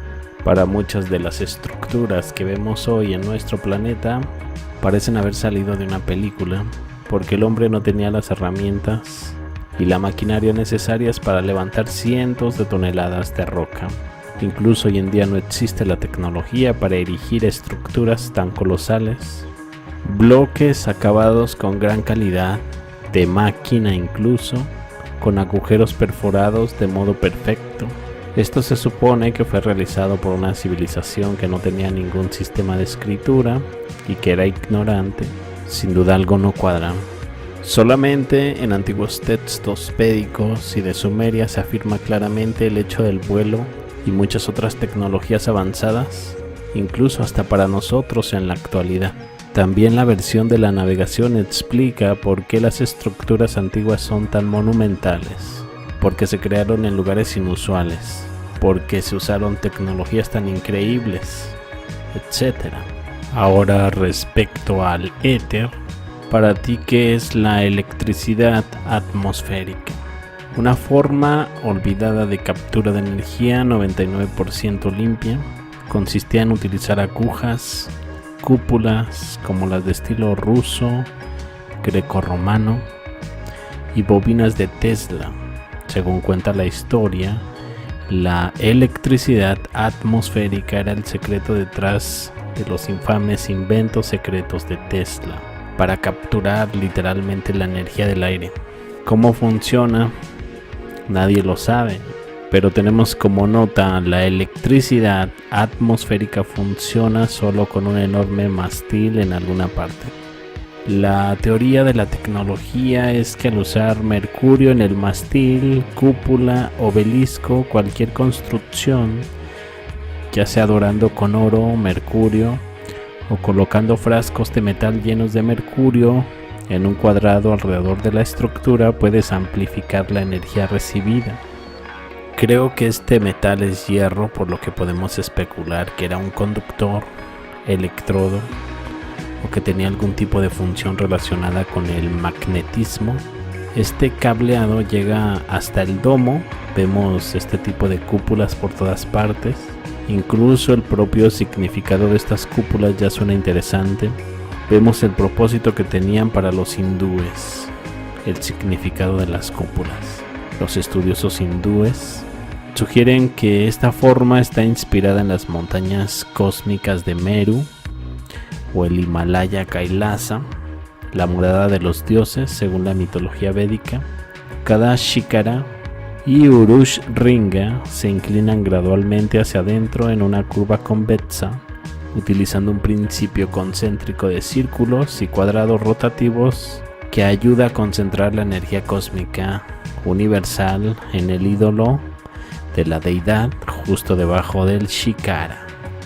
Los Shikaras heterogéneos ayudan al Shikara principal a concentrar la energía en varias partes del templo, creando así un ambiente vibrante. Otra teoría es que algunos de estos edificios también podrían ser una estación de curación, polarizando nuestros cuerpos para protegernos contra virus, etc. Somos principalmente agua y diferentes frecuencias tienen diferentes efectos en nosotros. Mi sensación es que todos estos edificios de cúpula, aguja, Starford han sido despojados de la mayoría de esta tecnología, dejando solo pistas en las ruinas para que especulemos. Cualquiera que sea la función original, creo que estas personas tenían una comprensión profunda del universo, entre comillas, y sabían cómo vivir en armonía con él y con lo demás. Los edificios, estructuras serían un testimonio de eso. Todas las torres, antenas, pagodas, obeliscos de granito en todo el mundo aprovechaban la energía. Por lo tanto, a través de lo que se puede definir sobre Tartaria, bien podría haber sido el Imperio Otomano, un imperio que fue de una larga duración. Luego vino el descubrimiento de América, vino el Renacimiento, vino la Revolución Industrial. Dicho imperio, en el apogeo de su reinado, unos 600 años, destacaron en arquitectura, ciencia, medicina, arte, etc. Sin embargo, hay descripciones conflictivas de los tártaros que la asemejan a este imperio. En América existe una descripción relativamente opuesta, relacionada al canibalismo y a salvajes supersticiosos. Sin embargo, por improbable que parezca, puede ser que las dos descripciones sean precisas. Tartaria es un área muy grande. Podemos pensar que los tártaros más avanzados hayan sido los aventureros, los exploradores, los pioneros y pobladores de América, y que los salvajes en realidad fueran los pueblos empapados en caballos que fueron fácilmente conquistados. Hablando de los tártaros que se encontraban en las estepas rusas, siberianas, asiáticas. Y si hablamos de que Tartaria pudo haber sufrido algún tipo de cataclismo climático, no es tan descabellado pensar en que incluso estos tártaros nobles hayan vuelto al salvajismo, como haría cualquier persona en una situación de supervivencia. Sin embargo, la Tartaria de los Estados Unidos, en comparación con los nativos americanos, es muy dispar. La bandera de Tartaria tenía una reputación muy grande en el pasado. Varias publicaciones enumeran al país entre todas las banderas. Publicaciones fechadas alrededor de 1865. Y para agregar algo de credibilidad, o quitarle algo entre paréntesis a la historia, a continuación puedes encontrar un extracto del documento de la CIA desclasificado en 1998 y creado en 1957. Tenemos también ciertos estereotipos relacionados con apariencias y creo que estamos muy lejos. Si olvidamos que Tartaria era multirreligiosa, multicultural, ¿qué aspecto tenían líderes como Genghis Khan, Batu Khan, Timur? Esta sería la apariencia que se les atribuye hoy en día, y así es como los libros de los siglos XV, XVIII vieron a estos personajes como Genghis Khan con su esposa,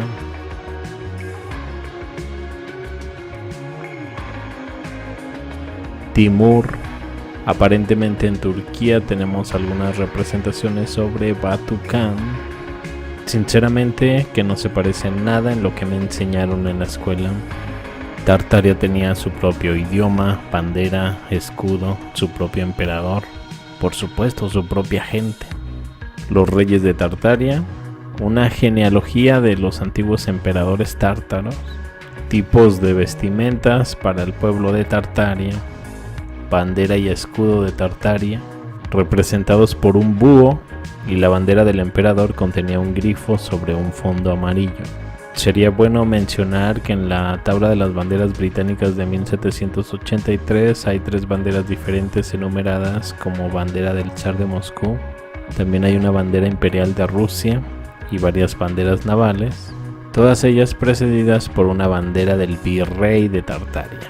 Virrey es un funcionario real que gobierna un país, colonia, ciudad, provincia o estado subnacional en nombre y como representante del monarca del territorio.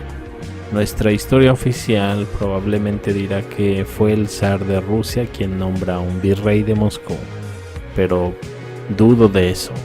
¿Por qué la bandera del virrey de Moscú se coloca antes que cualquier otra bandera rusa? ¿Podría ser que el virrey de Moscú fuera superior a su zar y estuviera supervisando cómo se dirigía esta posesión tártara? Recordarán la invasión de Napoleón en 1812 supuestamente a Rusia, pero atacando Moscú cuando la capital es San Petersburgo. Se cree que realmente atacaron a Tartaria. Existe una opinión creciente en Rusia de que la invasión francesa se desarrolló de acuerdo con un escenario diferente, en el que el zar Alejandro I y Napoleón estaban del mismo lado, juntos lucharon contra Tartaria. Esencialmente Francia y San Petersburgo contra Moscú Tartaria, y hay una fuerte evidencia circunstancial para apoyar tal teoría. San Petersburgo fue la capital de Rusia, sin embargo, Napoleón eligió atacar Moscú. ¿Por qué? Parece que en 1912, un siglo después de ese 1812, había un recuerdo totalmente diferente. ¿O de qué otra manera podrías explicar las medallas conmemorativas en 1912 en honor a Napoleón?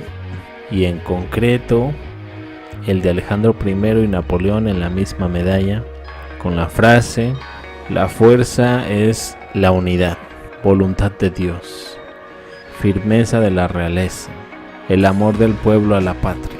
Tenemos también este extraño caso de la similitud entre uniformes rusos y franceses. Hay más uniformes diferentes involucrados, pero la idea permanece. Ridículamente similares, cómo luchaban en la oscuridad. Lo mismo pasa en América.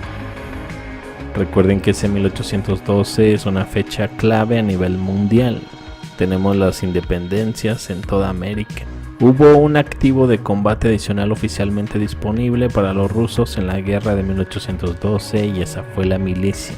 Parece que esta llamada milicia era en realidad el ejército de Tartaria que luchaba contra Napoleón y Alejandro I. La nobleza rusa de San Petersburgo hablaba francés hasta bien entrada la segunda mitad del siglo XIX. La explicación general fue que era la tendencia del tiempo y la moda, aunque podrás encontrar múltiples opiniones al respecto. Siguiendo la misma lógica, Estados Unidos, Gran Bretaña, Rusia deberían haber elegido a Alemania después de la victoria en la Segunda Guerra Mundial. Los fanáticos del siglo XIX estaban totalmente interesados en un supuesto romance entre Napoleón y Alejandro. Tenemos la parte de Tartaria americana, indicadores como historias de Tartaria también presentes en Norteamérica.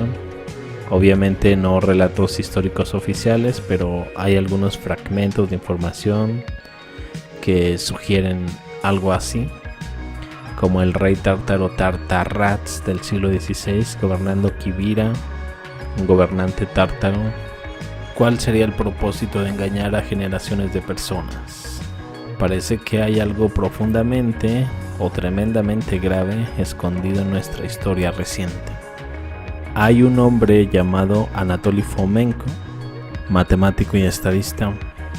Sostiene que hay 1000 años agregados a la historia, y esto debido a que ha encontrado paralelos entre diferentes civilizaciones separadas por miles de años, lo que le hace pensar en un tiempo agregado, aproximadamente 1000 años.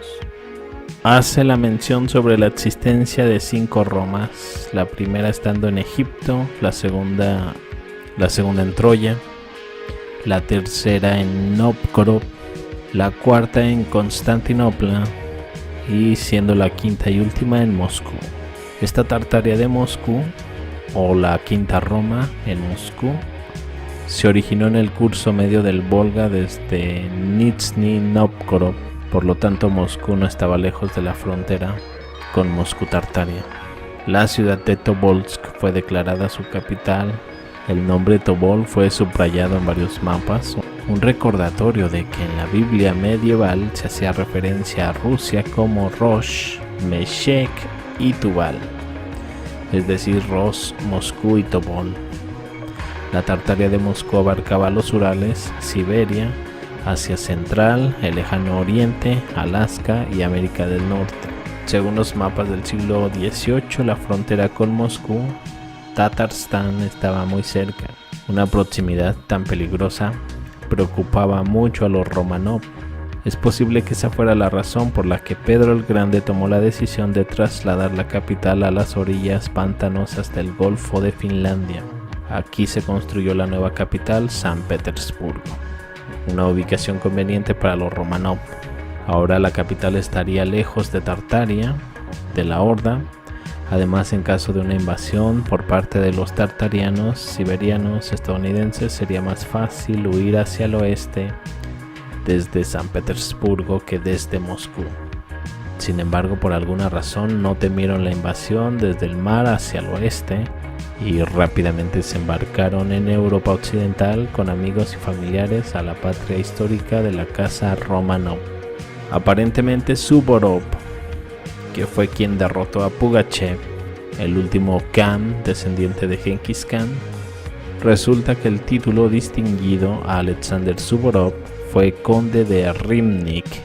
No está relacionado con el nombre geográfico de Rymnik en Rumania, que como se descubrió apareció en el mapa solo después de las victorias de Suvorov. Pero el nombre antiguo del río Yaik, ahora río Ural, se puede ver en mapas antiguos, que Yaik también solía tener un segundo nombre, olvidado ahora, Rymnik. En esta guerra contra Pugachev, como se la conoce hoy, es pura invención de los vencedores, los Románov. La rebelión de Pugachev fue una guerra brutal entre la Rusia Románov y el estado ruso siberiano estadounidense. La Rusia tártara, con capital en Tobolsk, muy cerca de Sibir, otro lugar mencionado como capital de Tartaria y donde Atila reunió a su ejército. Este reino Tobolsk presentó las antiguas costumbres de la horda rusa, tuvo su propio zar con su capital en Tobolsk. El zar siberiano era hostil hacia los Románov, considerándolos gobernantes ilegítimos de la parte occidental de Rusia. Los Románov se esforzaban por poseer el moscovio siberiano a toda costa.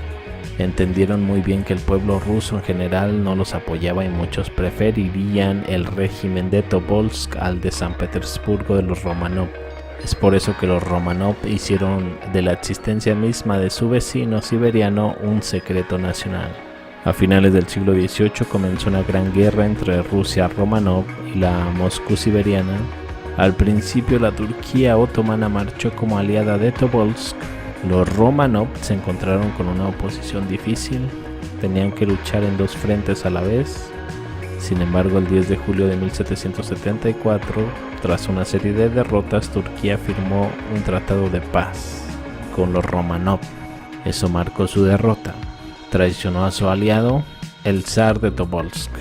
Aprovechando esta oportunidad, en 1774 los Románov movilizaron urgentemente sus tropas desde el frente turco al frente oriental.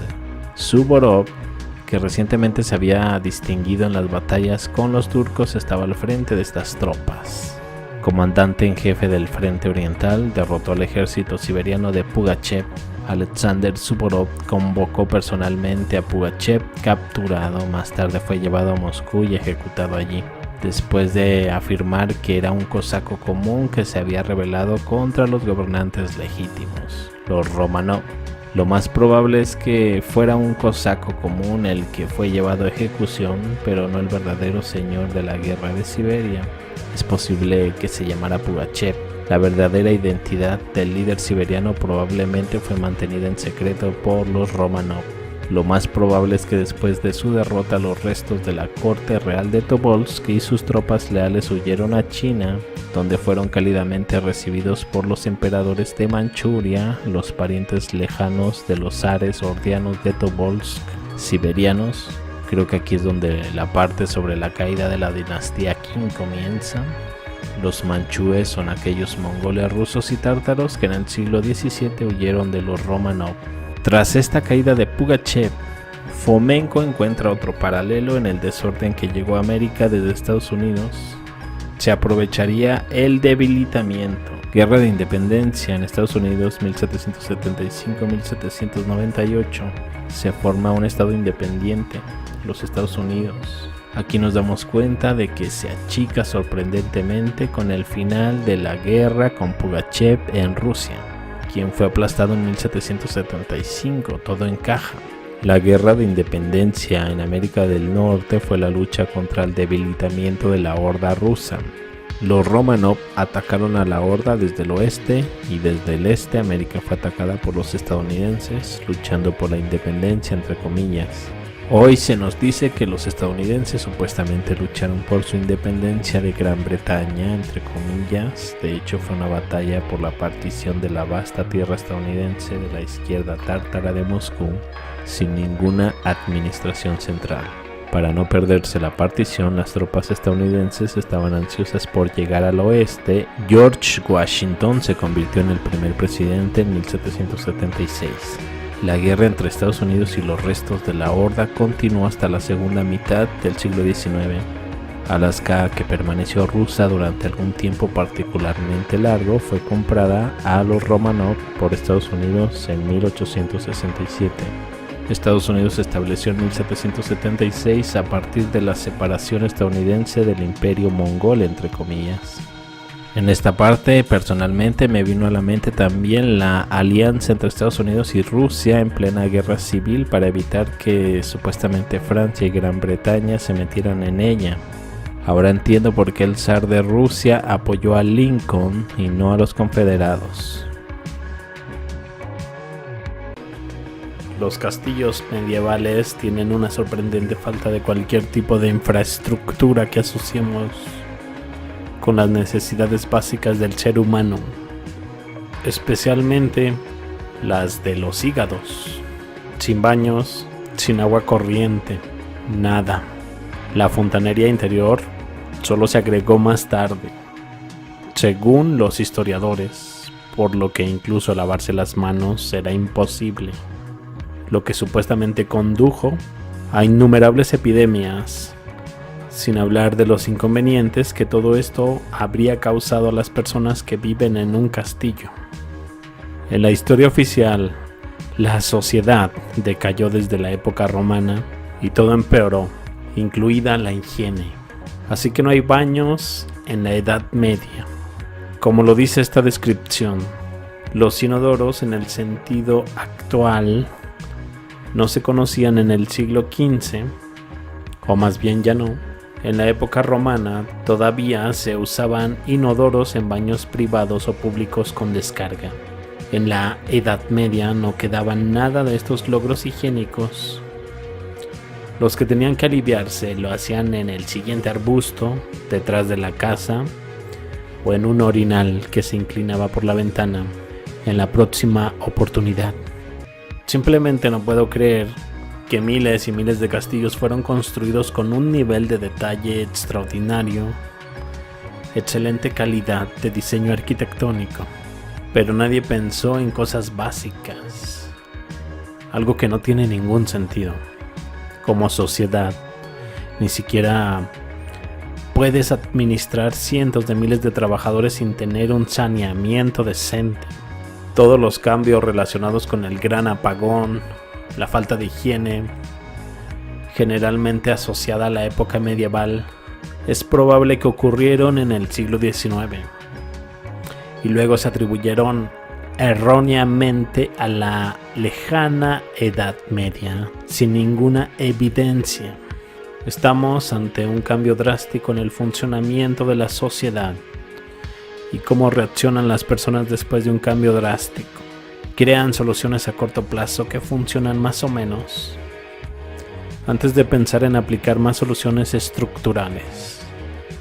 Entonces, la gente agregó estos baños al aire libre a las murallas, castillos y edificios de la ciudad, lo que llevó a algún tipo de crisis de salud que culminó en eventos como el Gran Apestamiento de Londres. No es casualidad que este gran apestamiento se convirtiera en un problema en 1850. Así que durante 1000 años los negocios, como siempre, de repente se rompieron. No toda la infraestructura de saneamiento primitiva no existía antes de 1700 o 1800. Pero esto lleva a la pregunta de por qué no solo Versalles, San Petersburgo, Londres, sino también todos los edificios administrativos de las personas más poderosas de la época, castillos entre paréntesis, no incluían infraestructuras para saneamiento y desechos humanos. Al igual que Versalles, al observar todos estos castillos medievales, me hace pensar que quien vivía adentro no era humano o tenía tecnología que hacía innecesario el saneamiento y la alimentación. Los castillos medievales fueron abandonados por sus dueños originales, al igual que Versalles, y aquellos que se mudaron más tarde sacaron el máximo provecho de la situación. Estos castillos del siglo XIII al XV fueron creados para gobernar sobre un gran territorio, y las personas que vivían dentro eran las personas más poderosas y ricas de la época. La imagen que tenemos de los castillos no está completa. Los castillos originales fueron pintados hermosamente, pero la mayor parte del yeso se ha ido, probablemente después de algún tipo de evento catastrófico, por lo que cuando la gente piensa en los castillos generalmente piensa en las ruinas del castillo. La antigua Grecia, Roma, Egipto y las grandes pirámides, se dice, solo fueron redescubiertas. Y descubiertas convenientemente después, inmediatamente de la propuesta inundación de barro. Sobre la epopeya de esta inundación, que se cree que ocurrió no hace tanto tiempo, sabemos que los edificios que tienen unos cuantos años de antigüedad en diferentes sitios del mundo están enterrados bajo un flujo de lodo. Incluye varios pisos de altura. Hay casos en que incluso están completamente envueltos en lodo.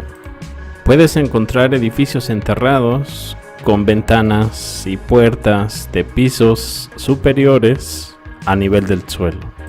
No sé hasta qué punto podría decir si se trata de eventos climatológicos, desastres reales o naturales, a una escala aleatoria, algo casi apocalíptico, de una naturaleza cíclica, pudiendo hablar incluso de inversión de polos magnéticos, tormentas solares. Por lo tanto, es lo que nos ponemos a pensar. Dichos tártaros, ¿se habrán extinguido? ¿Habrán abandonado la Tierra? ¿O quizás solo abandonaron la superficie de ella? Porque dicha teoría sobre Tartaria postula un estilo de civilización que disfrutó de un estilo de vida moderno, un tipo de electricidad tipo Tesla, energía gratuita, máquinas voladoras y muchas otras comodidades aparentemente de alta tecnología. Muchos de estos artilugios son los que están insinuados en el arte, en la literatura de la época. Mucho de lo que se atribuye a la fantasía, la ciencia ficción, estas famosas novelas de ficción, en realidad pueden insinuar la existencia de nuestro yo anterior, Aquellos quienes vivieron antes de este tipo de catástrofe, diluvio, inundación de lodo, vuelve Fomenko y propone otra teoría que es la de los 1000 años perdidos, más conocida como la hipótesis del tiempo fantasma, un tiempo agregado para poder reescribir la historia. Así que el año en el que nos encontramos actualmente, sabemos que hay 1000 años fantasma y 1000 años alargaría periodos históricos, lo que los haría ver más lejanos. Obviamente dicha propuesta ha sido rechazada categóricamente. Cuando te pones a investigar temas sobre inundación de lodo, comienzas a encontrar temas secundarios igualmente fascinantes. Esto incluye las fortalezas estelares, montículos antiguos, gigantes, Atlántida, Hiperbórea, etc. Barajando civilizaciones en diferentes tiempos, pudiendo hacer incluso que los faraones egipcios sean contemporáneos de los medievales, pudiéndolos colocar como gobernantes tan recientes como el 1500, la que se denomina Edad Oscura. Una historia que describe de manera inexacta cientos, si no miles de años de la existencia de la raza humana. Todas las civilizaciones más grandes de todos los tiempos han nacido, se han elevado al poder, una tras otra, en una procesión. Con el tiempo disminuyen, son derrotados y eliminados del planeta, solo para ser vistos como fantasmas en sus remotos descendientes modernos actuales. Sumerios, macedonios, egipcios, indios, turcos, los emperadores chinos, los antiguos griegos, el Sacro Imperio Romano Germánico, el cual se dice aún pervive en forma de las Naciones Unidas hoy en día. Para la cronología histórica actual, se habla que incluso Isaac Newton no estuvo de acuerdo en absoluto con las fechas dadas en las que estaba viviendo. Analizó con cierto detalle este trabajo. Existen informes de 1903 de grandes caídas de polvo que tenían un extraño origen. Estas caídas de polvo fueron alrededor y constantemente durante 3 años. Incluso pudo haber ocurrido 2 veces antes, siendo el evento de 1903 quizás el más pequeño. Estamos hablando de no menos de 10 millones de toneladas de polvo, limo, cayendo en varios países de Europa Occidental. Visto de esta manera, bien pudo haber parecido de una era oscura. Tanto es así que en 1816 el año no tuvo verano. Ese año hubo bastante lluvia y granizada. Todos los cultivos fueron destruidos. Cayeron inusuales tormentas de nieve. Los ríos congelados. Se acumularon cientos de metros de nieve. Hubo mucha hambruna y pobreza por aquellos años. Estos eventos bien podrían relacionarse a algún tipo de bombardeo sobre Tartaria, lo que dio como resultado un tipo de cambio climático. Entre 1816 a 19, ¿qué tipo de escritura empleaban los tártaros? Se dice que aún es confuso. Quizás en algún momento localicemos el alfabeto tartariano. Llama la atención que el idioma de Tartaria era aún uno de los principales hasta 1849, aproximadamente. Se incluía en pasajes como canciones de ópera. Un idioma que quizás pudo haber sido vecino de idiomas como el ruso, el alemán, el inglés, el francés, el italiano. Posiblemente uno de los más importantes en el mundo en ese momento. Existe un libro de 1739, se llama La Historia General de China. En él se habla un poco sobre la convivencia de los tártaros y los chinos. Recordemos que parte de China pertenecía a Tartaria. Convivían chinos y tártaros. En algunas partes del libro se habla sobre la escritura tartariana. Se dice que los caracteres tártaros eran de una naturaleza especial en la forma en que podían ser leídos. Incluso podías tener un libro, mientras lo leías, una persona que estuviera detrás de ti o enfrente de ti podía leer también lo que estabas leyendo tú de manera inversa, inclusive más rápido. Podía avisarte incluso cuando vacilaras. Había otro hecho: no podías escribir en tártaro. Inclusive personas que estuviesen en la misma habitación que tú no podían leer lo que escribías. Todos ellos hacían letras grandes. Se decía que no había ningún tártaro que no prefiriese su lengua natal a las demás. Consideraba su idioma como el más hermoso y el más abundante en el mundo, algo que lógicamente cualquier persona pensaría de su propia nación. De su escritura, otra característica era la cantidad de verbos que se podrían abreviar. Palabras muy cortas expresaban perfectamente lo que querías decir. Grandes ciudades en diferentes partes del mundo muestran una influencia tártara, una que fue predominante. Curiosamente, dichas ciudades a las que me refiero sufrieron grandes incendios, terremotos, guerras, que al paso del tiempo no dejaron vestigios de aquella influencia. Pero claramente tal magnitud de devastación no fue total. La arquitectura tártara se caracterizaba por aberturas de arcos, columnas, cúpulas, torres, edificios con una energía de vibración electromagnética, una vibración que podía actuar sobre las moléculas y cambiar el comportamiento de las células. Todas estas en sí centrales eléctricas, hayan sido pequeñas o hayan sido grandes, tenían órganos tubulares para armonizar y curar a la población. Con ondas de sonido, hablamos de métodos simáticos, un sonido o una vibración que se expande en forma de ondas, ondas que percibe el oído, que llegan al cerebro. En el caso incluso de que sea algo artístico, puede conmovernos. Puedo entender que quizás son pocas personas quienes han oído sobre Tartaria. Tartaria representaba un antiguo orden mundial. Las teorías nos dicen que se destruyó para ocultar lo que este imperio representaba. Se convirtió en tan solo un mito y no se volvió a mencionar en la historia. Muy pocas personas saben de esto, y es que en la actualidad se desconoce de un sinfín de civilizaciones. En el siglo XIX dejó de aparecer en los mapas, quedó en el olvido, además de que fue una de las civilizaciones más grandes del mundo.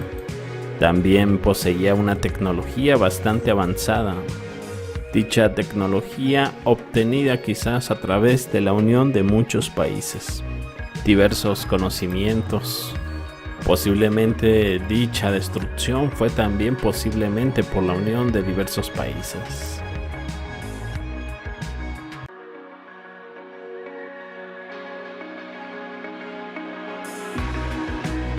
O quizás otra cosa que desconocemos. Solo sabemos que se causaron múltiples inundaciones de barro, donde muchas regiones del mundo quedaron completamente hundidas, y ahora ni siquiera se puede recordar de dicho evento, ni siquiera en los libros. Dicha inundación habría sido con la intención de destruir a esta civilización y crear un nuevo orden mundial. Durante este proceso pudieron adquirir sus conocimientos tecnológicos y borrarla del mapa. Esta es una historia interesante que vale la pena investigarla más a fondo. Se dice que después de este acontecimiento, Estados Unidos, Canadá, Australia, países por ejemplo bajo el dominio británico, fueron repoblados con decenas de niños huérfanos o robados a madres y familias de escasos recursos.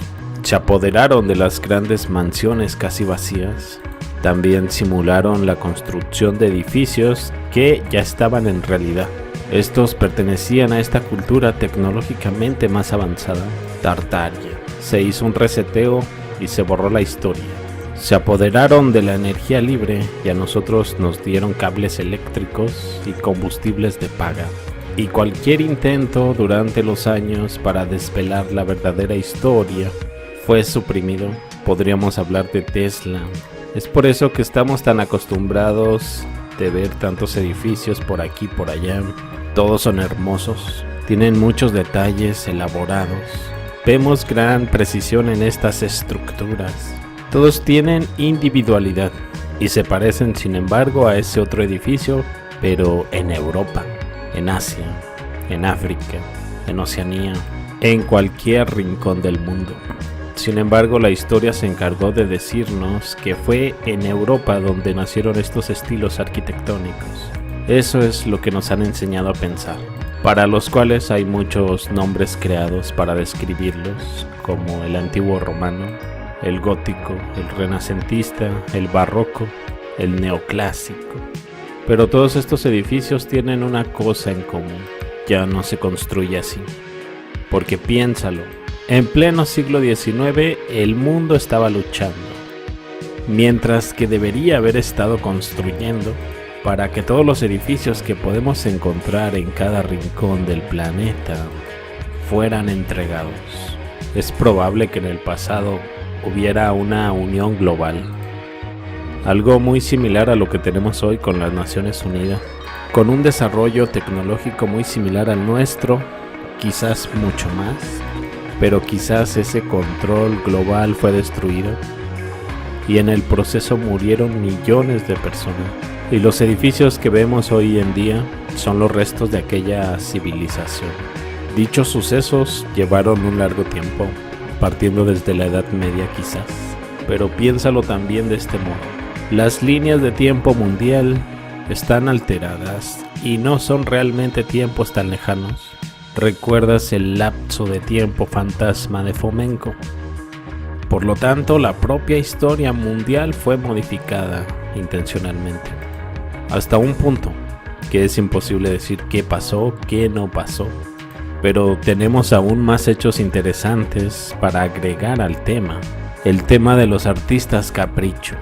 Fueron un grupo de artistas contemporáneos a los cuales sus obras se les considera como fantasías. Pero no existe evidencia de que dichos artistas estuviesen inventando cosas. Más bien parece una manera conveniente para explicar la verdad incómoda. Tenemos por ahí a Hubert Robert, Giovanni Paolo Panini, Alessandro Saluzzi, Marco Risi, Luigi Rossini, Giovanni Battista Piranesi. Todos ellos vienen del siglo XVI, XVII, en un momento un poco anterior a lo que en la historia conocemos como el Imperio de Napoleón Bonaparte. Es en este periodo donde encontramos a varios artistas trabajando en este tipo de arte. Ellos observaban los mismos objetos y casualmente de una manera muy similar. Vemos edificios semidestruidos con barro, tierra que llena los espacios entre estos edificios. Las personas que vemos en ocasiones en las pinturas parecen estar viendo estas ruinas y parecen estar asombradas porque es la primera vez que las ven. No lo sé, tal vez incluso hubo sobrevivientes. En dichos grabados aparecen estatuas de hombres, mujeres, animales míticos como grifos, centauros, etc. Quizás vivieron en una temprana Edad Media y dichas imágenes representan una destrucción natural. También es sorprendente lo comunes que parecen ser las pirámides, los obeliscos en estas fotografías de Roma, por cierto. Lo que nos hace preguntarnos si Egipto fue realmente una civilización que construyó pirámides por todo el lugar.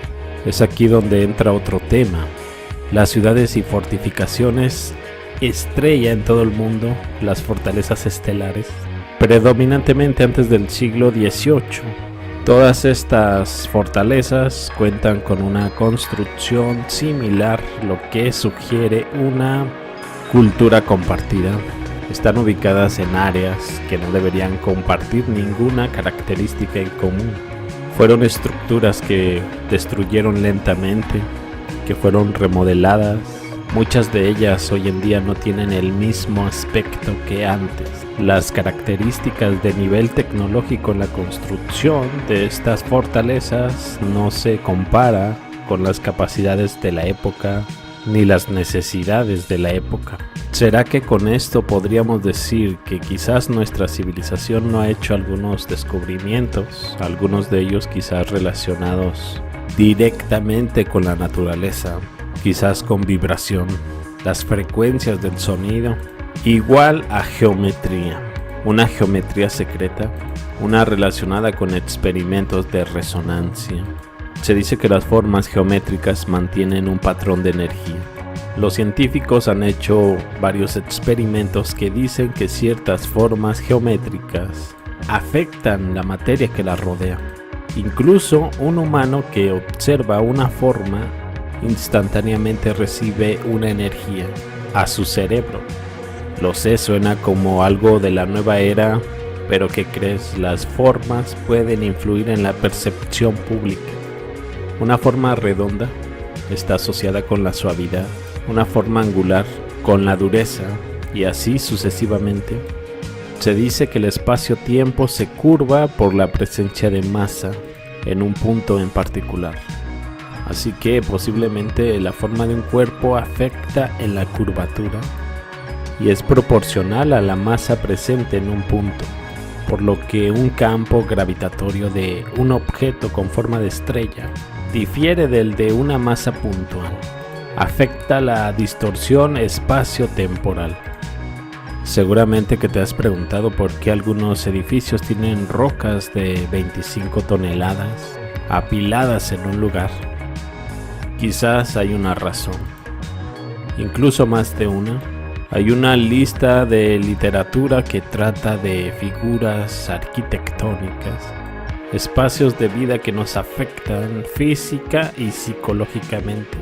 Entra otro tema interesante, las exposiciones internacionales.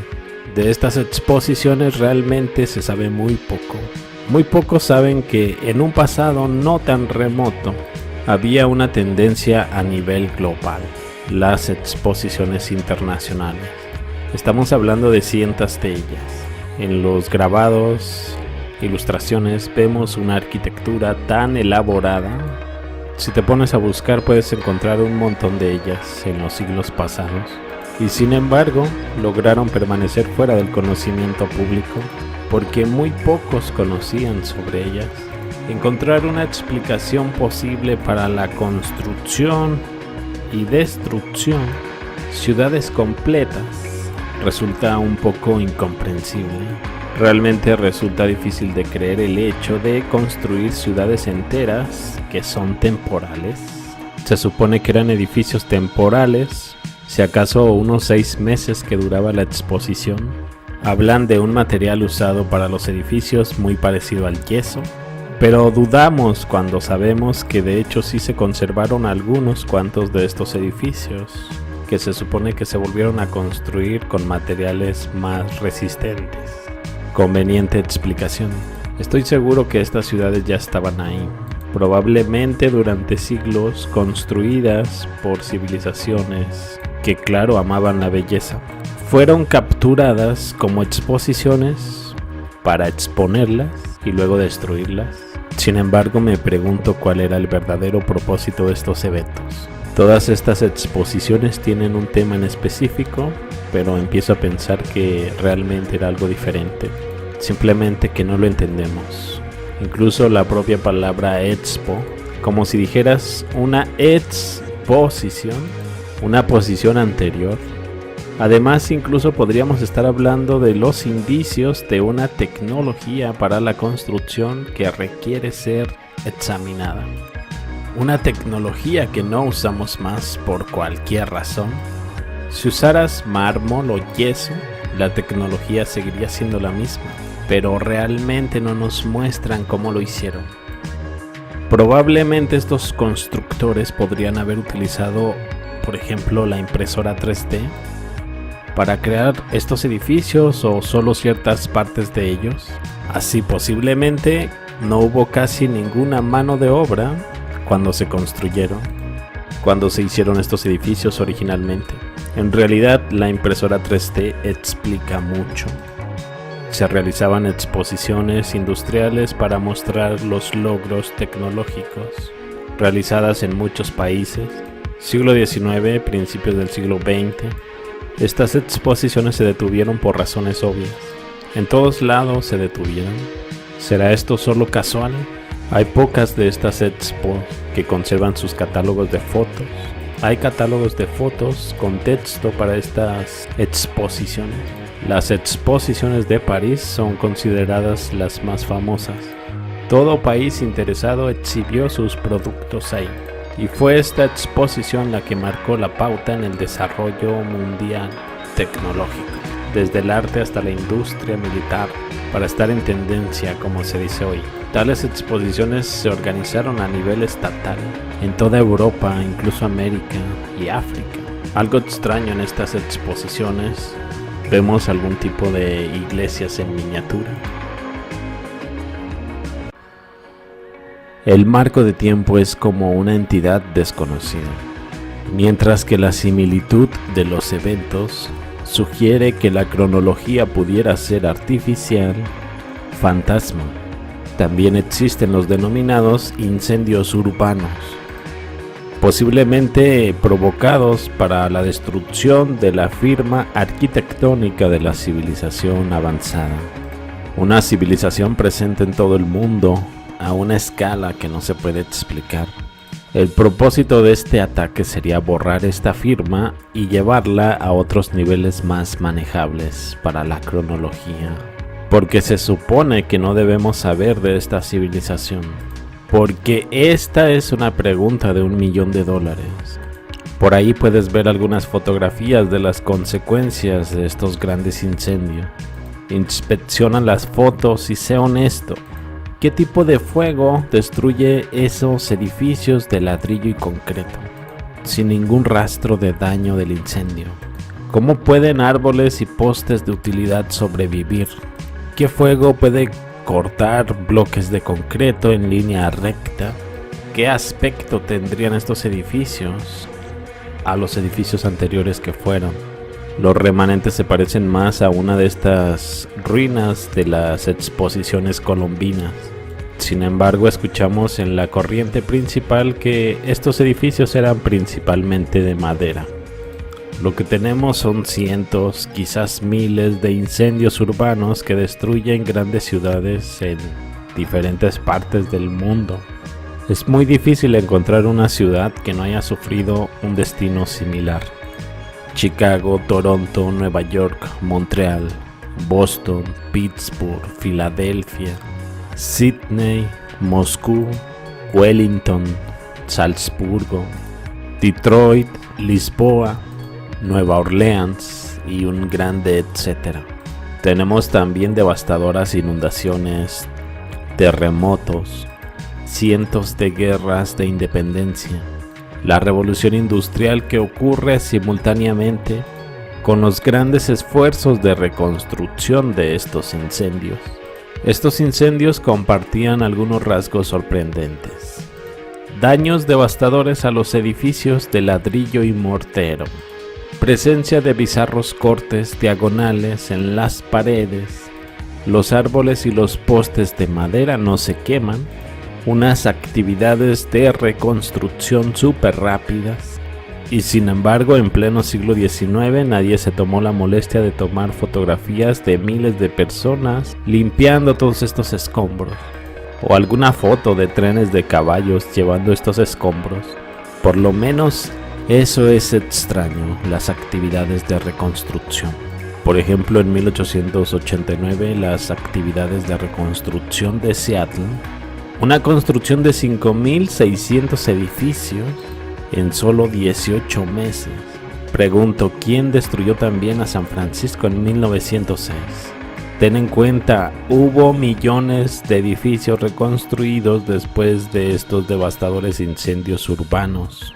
¿Y dónde está la evidencia fotográfica de cualquiera de estos edificios? en construcción. ¿Dónde está todo ese mundo que se reunió en actividades de reconstrucción? Algunos de estos incendios comenzaron con algunas situaciones realmente ridículas. Tenemos por ahí la vaca que comienza el gran incendio de Chicago. Esta historia siempre será la misma. Siempre al principio tenemos un terremoto, un incendio regular. Luego comienza esta tormenta de fuego. Dichas tormentas de fuego llevan todo a un nivel comparado a las bombas de Hiroshima y Nagasaki. Pero luego aparece el milagroso boom de la construcción y miles de edificios de varios pisos aparecen en cuestión de solo 2 o 3 años, incluso mágicamente dentro de un año. Otra cosa más, por supuesto, en esos días las personas no sabían cómo construir edificios simples y rentables. En su lugar construían una producción masiva de edificios a nivel de edificios de bellas artes. Por cierto, muchos de ellos hoy en día son patrimonio de la humanidad. Una tormenta de fuego se encuentra entre uno de los fenómenos más imprescindibles de la naturaleza. Los vientos barren llamas de hasta dentro de 1000 grados Celsius a través de edificios y de bosques por igual. Sin embargo, esos postes de madera de utilidad sobreviven. Adivina dónde más sobrevivieron este tipo de postes de utilidad. Exacto, en Hiroshima y Nagasaki. Mientras que las fotos de los bombardeos pesados de la Segunda Guerra Mundial en la ciudad de Dresde, encontramos daños que ni siquiera son cercanos comparados a los de San Francisco por estos incendios. Dudo que podamos descubrir qué tipo de arma fue usada. El invento más cercano que se mencionó en el pasado, el famoso rayo de la muerte de Nikola Tesla, en 1930. Inventó esta arma de rayos de partículas que algunos irónicamente llamaron el rayo de la paz, capaz de generar un intenso haz de energía en su objetivo. Sin embargo, este llamado rayo de la muerte nunca se construyó, a pesar de que Tesla comprobó este rayo láser en varias instalaciones militares. Sin embargo, el proyecto nunca se realizó. Después de que murió Tesla, edificios de estilos similares se construyeron por todas partes, simplemente diciendo la palabra mágica, boom de la construcción, y aparecía toda una ciudad llena de edificios. No aparecerían de la nada, a menos que hubiese un ejército de constructores bien entrenados, experimentados, de la más alta calidad, respaldados por una gran logística. Mira que era casi imposible reconstruir casi todos los edificios de San Francisco. Suena loco. ¿Cómo podrían todos los edificios de San Francisco ser destruidos por un tipo de arma desconocida en pleno siglo XIX? Supuestamente la tecnología no estaba. Tal evento se hubiese reflejado en la historia y en la memoria de generaciones. Después de todo, Hiroshima y Nagasaki están bien documentados. Oficialmente solo había 2 ciudades japonesas destruidas. Pero ¿cómo lo sabes? Solo porque es la versión oficial. Así es como se narra. Por ahí hay un sello de arcilla, que muchos dicen que es un fake. Muestra a Nabucodonosor II gobernando entre el 605 y el 562. Ahí se le muestra liberando una gran bomba construida, muy similar a la bomba nuclear, la cual explota en una nube de polvo, la cual envía armas de guerra en todas direcciones, acompañadas por las 8 estrellas puntiagudas de Ishtar, la diosa de la guerra. También podemos mencionar el Mahabharata en la misma batalla del Kurukshetra, una guerra mítica mencionada únicamente en el Mahabharata, que los religiosos hinduistas consideran como cierta.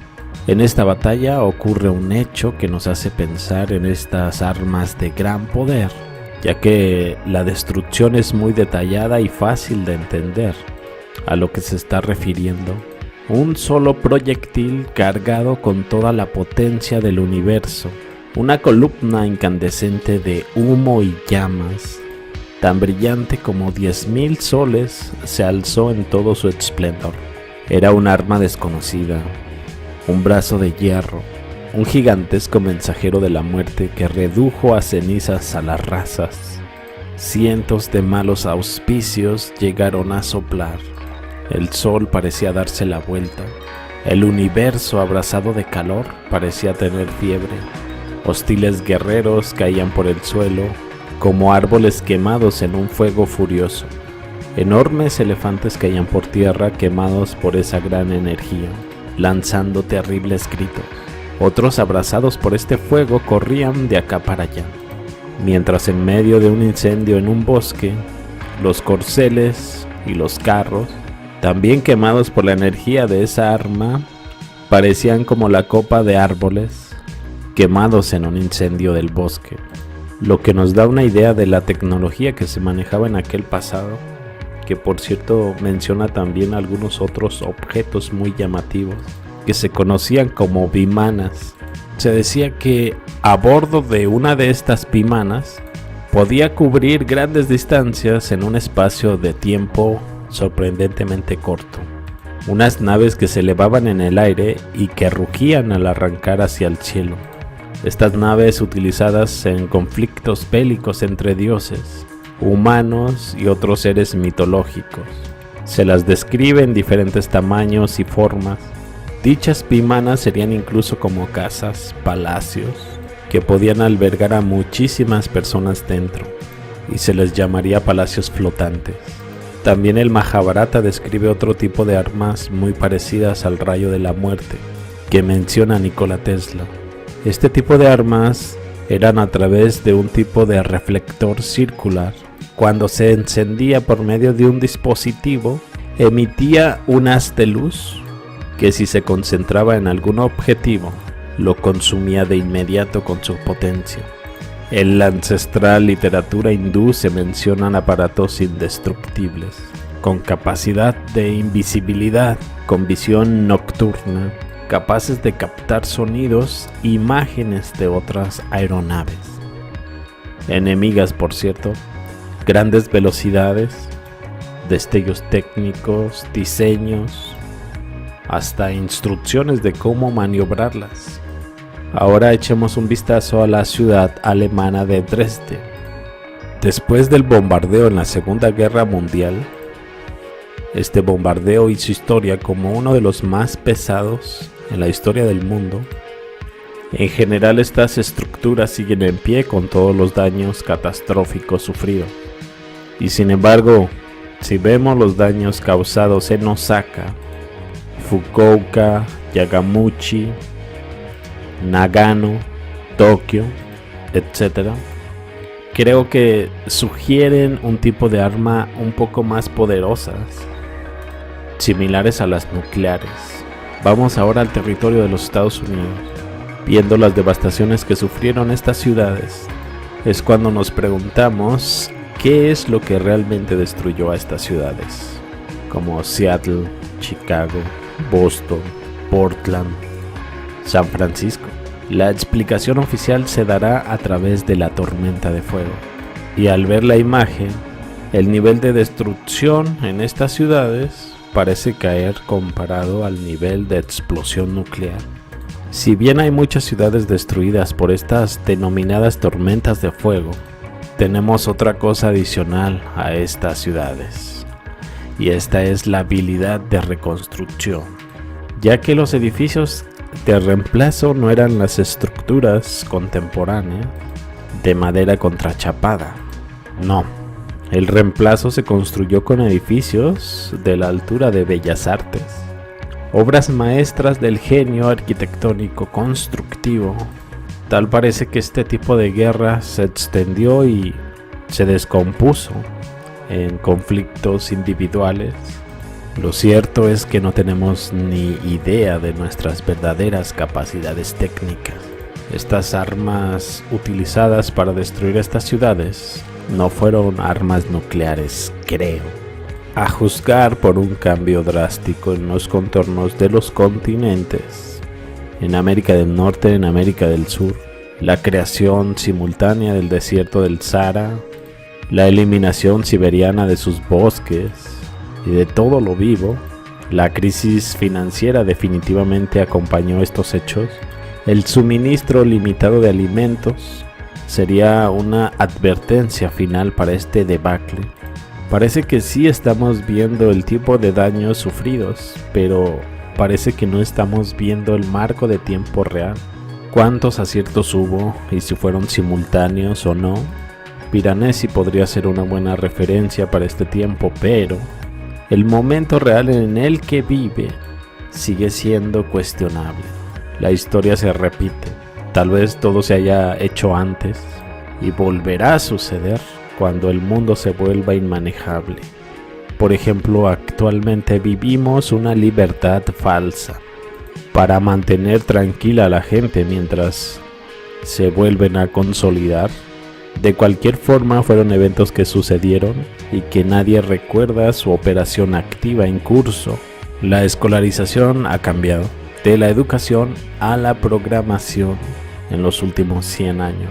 Cuando das un paso atrás y miras todo en la teoría de la conspiración, toda esta historia alternativa como un todo, es cuando realmente empieza a cuadrar todo. En dichos incendios en las principales ciudades no parecen tener un humo significativo, manchas de fuego emanando desde las ventanas. Lo que sí se vio es gente que murió quemada, pero que sus ropas seguían intactas. Árboles, postes que no se quemaron aun cuando estuvieron a un lado de dichos edificios. Hay muchas fotografías mostrando ciudades casi vacías, a pesar de que se dice que hubo en algunos casos casi 0 muertos. ¿Dónde está toda esta gente? 23 de junio a un 14 de diciembre de 1812, Napoleón Bonaparte invade a Rusia. Por aquellos tiempos, Napoleón contaba con unos 771,000 soldados. Curiosamente, el número de soldados franceses era menor al número de soldados aliados. Hablamos de diferentes nacionalidades en esta invasión. ¿Por qué tantos países europeos se ponen bajo el mando de Napoleón para invadir Rusia? Con un número de unos 700,000 hombres. Realmente resulta difícil de creer solo porque Rusia se retira de un supuesto tratado. También existen creencias de que Rusia se encontraba en un escenario muy diferente y que el zar Alejandro I y Napoleón estaban del mismo bando, juntos luchando contra Tartaria, ya que la capital estaba en San Petersburgo y sin embargo deciden atacar Moscú, o sea Tartaria. Es ahí donde ocurren estas medallas que ya les había presentado, 1812, 1912, en honor a Napoleón y Alejandro I. Esta medalla habla de una unidad entre ambos, pero según la historia oficial, ¿dónde estaría esta unidad de la que se habla? Ya que según la historia oficial, ellos dos lucharon entre sí. Incluso podemos ver la notable similitud entre uniformes rusos y franceses. Y a lo que llamamos las milicias en realidad podrían haber sido el ejército tartariano. Para este siglo XVIII la nobleza rusa hablaba francés, supuestamente por ser la tendencia del tiempo y la moda. Qué irónico que esto estuviera sucediendo después de la terrible guerra que acababan de tener con los franceses. Es aquí donde encontramos los verdaderos motivos de Napoleón y sus aliados en la invasión a Rusia, que realmente sería la invasión a la Gran Tartaria. Es aquí también donde vemos los acontecimientos del gran incendio hacia Moscú. Realmente habría sido una farsa de la historia oficial, ya que hay un descubrimiento que así lo dice. Hace algunos años, un ciudadano de Moscú compró algunas propiedades en el sur de Francia, cerca de Toulon. Al ingresar a la propiedad, comenzó a reparar dicha mansión y al preparar restauraciones sobre los muebles de un escritorio, descubrió un diario de Charles Artois, un teniente del ejército de Napoleón. En su diario describía acontecimientos en Moscú en 1812. junto con los detalles de los acontecimientos del regreso del ejército de Napoleón a Francia. Este manuscrito pasó por una serie de exámenes y arrojó las siguientes palabras: me quedé en el patio de la gran casa rusa, el sol bajó e inundó todo con una gran luz dorada. De repente se incendió un segundo sol, brillante, blanco, deslumbrante. Este se ubicó a unos 20 grados sobre el segundo sol, un destello que no brilló más de 5 segundos, pero ha logrado chamuscar a Paul Berger, que estaba sentado bajo el balcón. Las paredes y el techo de la casa comenzaron a humear rápidamente. Ordené a los soldados que derramaran unas cuantas cubetas de agua sobre el techo, y solo porque estas medidas podrían haber salvado la finca. El fuego comenzó en este misterioso destello celestial. Fue la causa terrible del misterioso incendio que destruyó Moscú en aquel 1812. Agua y comida contaminadas, soldados sufriendo diarrea sanguinolienta, la más grande jamás vista, debilidad en los soldados en todos los términos, mareos, náuseas, que claramente se convirtieron en vómitos incontrolables, añadiendo el sufrimiento por los grandes destellos que provocaron el incendio de Moscú. Los médicos recomendaron dejar Moscú de inmediato. Así lo hicieron. Los soldados estaban cubiertos de úlceras y de llagas, y la radiación por estos dos grandes destellos mató tanto a personas como a caballos. Los dos grandes soles y los dos posteriores destellos pudieron haber sido quizás 2 misiles lanzados en contra de las tropas de Napoleón, las cuales se dirigían a Tartaria con el objetivo de hacer desaparecer el último gran bastión de este gran imperio.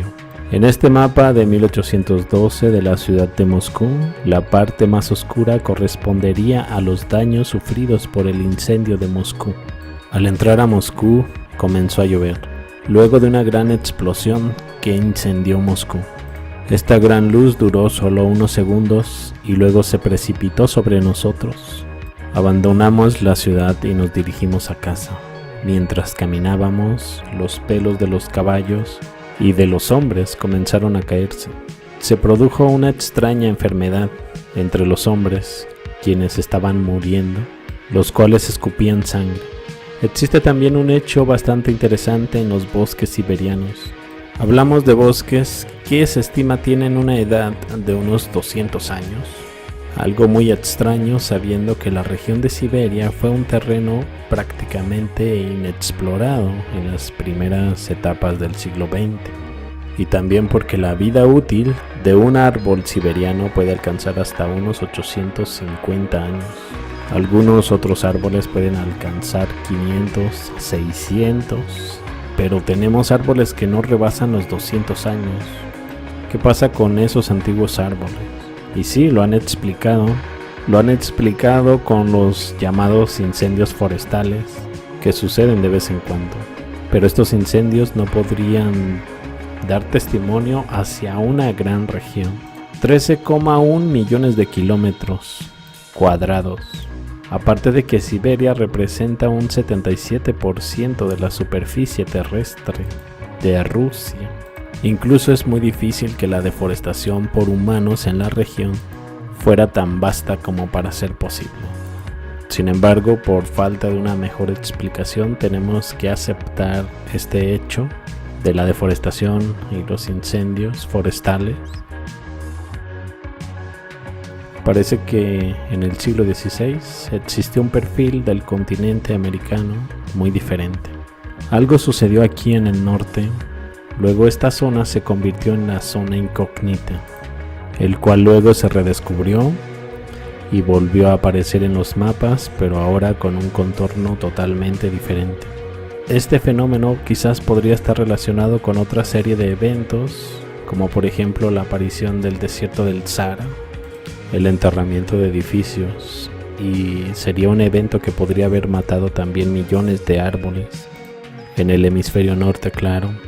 Durante la década de 1850, miles de niños vivían en las calles, en muchas y variadas ciudades importantes, buscando comida, refugio y dinero. haciendo lo que podían para sobrevivir. La policía los arrestaba, muchos apenas tenían unos 5 años. Para remediar la situación se decidió colocarlos en hogares, pero en diferentes continentes, por ejemplo el continente americano, y así evitar la vida en la que se encontraban. Fueron transportados, enviados mediante trenes a sus hogares. Es aquí donde surge el término trenes de huérfanos, un programa social supervisado que transportaba niños a otras ciudades. Mientras que la narrativa habla de unos 200,000, es muy probable que en realidad hayan sido millones. De esta manera podría explicarse por qué esta civilización actual no tiene ningún recuerdo de ningún evento hace mucho tiempo, eventos catastróficos que pudiesen haber ocurrido en 1850 y 1930. Cuando unes todo, aparece una imagen sombría. ¿No podrías preguntarle a esos niños qué sucedió realmente con sus padres? Sus padres bien podrían haber sido asesinados en aquellos incendios urbanos donde se dice no había víctimas. Formaron parte de una gran guerra.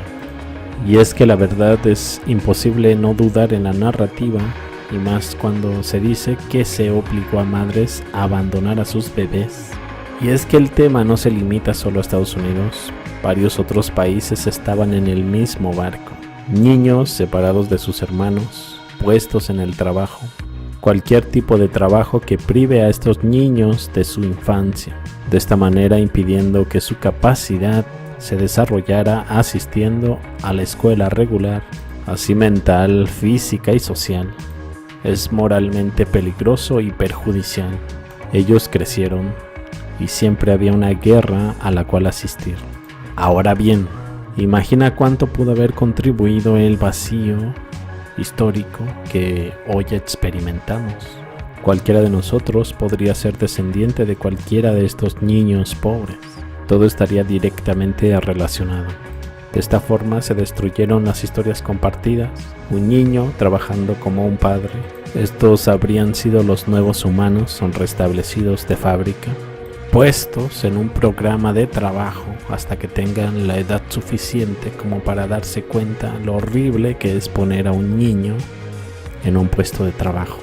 De esta forma mejor enviar a sus hijos futuros a una escuela, preferiblemente, manteniendo a mamá y a papá en el trabajo, en la escuela esculpiendo las mentes de sus hijos, a partir de un programa idéntico donde se le programaría para adaptarse al momento en el que suene la campana para ir a la escuela. El objetivo no sería la educación, sino formar un perfil para el condicionamiento social, para el desempeño en el lugar de trabajo, cuando en realidad cualquier niño buscaría un perfil de su interés, pero ellos serían esclavos finalmente. Si uno mira los orígenes filosóficos de la educación moderna, por lo tanto, ¿cuánto crees que todo lo dicho pudo haber influido al vacío histórico que hoy experimentamos? Así que esta nueva generación, estos niños, aprendieron de sus nuevos padres y de estas escuelas lo que les dieron como la verdad. No existe un solo país que no haya experimentado una guerra. Una guerra destruye la memoria cultural. Los jóvenes mueren, las jóvenes trabajan en hospitales, todos ocupados. Están en un shock. Estos choques siempre suprimen la memoria para que toda la energía pueda dirigirse al problema en cuestión. Perfectas condiciones de recuerdos desaparecen en 1, 2 o 3 o 4 generaciones y luego se convierten solo en mitos y en fábulas. La vida cotidiana y el trabajo solo ponen a todos en el final. Como seres humanos, sobreestimamos la capacidad de los recuerdos para sobrevivir.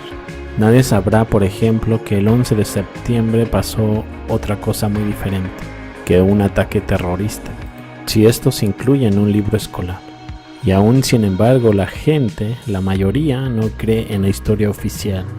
Pero eso es lo que menos importa, porque moriremos, porque nosotros seremos reemplazados por libros escolares y las memorias culturales son mantenidas por intelectuales. Cuando no hay nadie para escribir algo, deja de existir.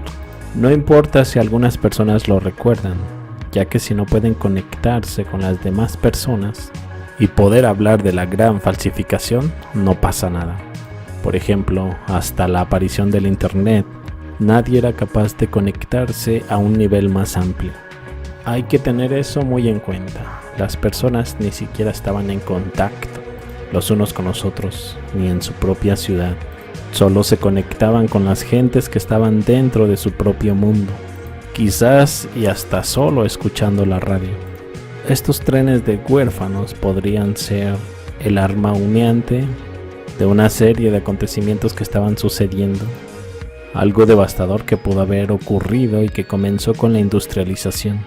La historia solo dice, de repente todos comenzaron a inventar cosas asombrosas y la gente se mudó felizmente a las ciudades, del campo pobre y aburrido. Y sin embargo, todos se volvieron más pobres y miserables. Hay algo que no encaja en la misteriosa historia de la industrialización, donde las historias del trabajo infantil van de la mano.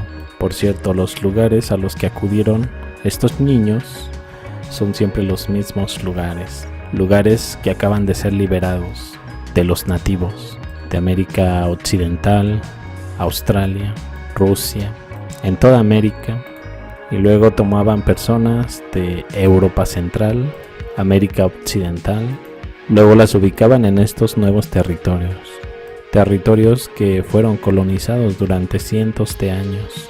No podemos siquiera comprender las implicaciones de todo el mundo. Un mundo que estaba lleno de reinos independientes hace tan solo unos 300 años.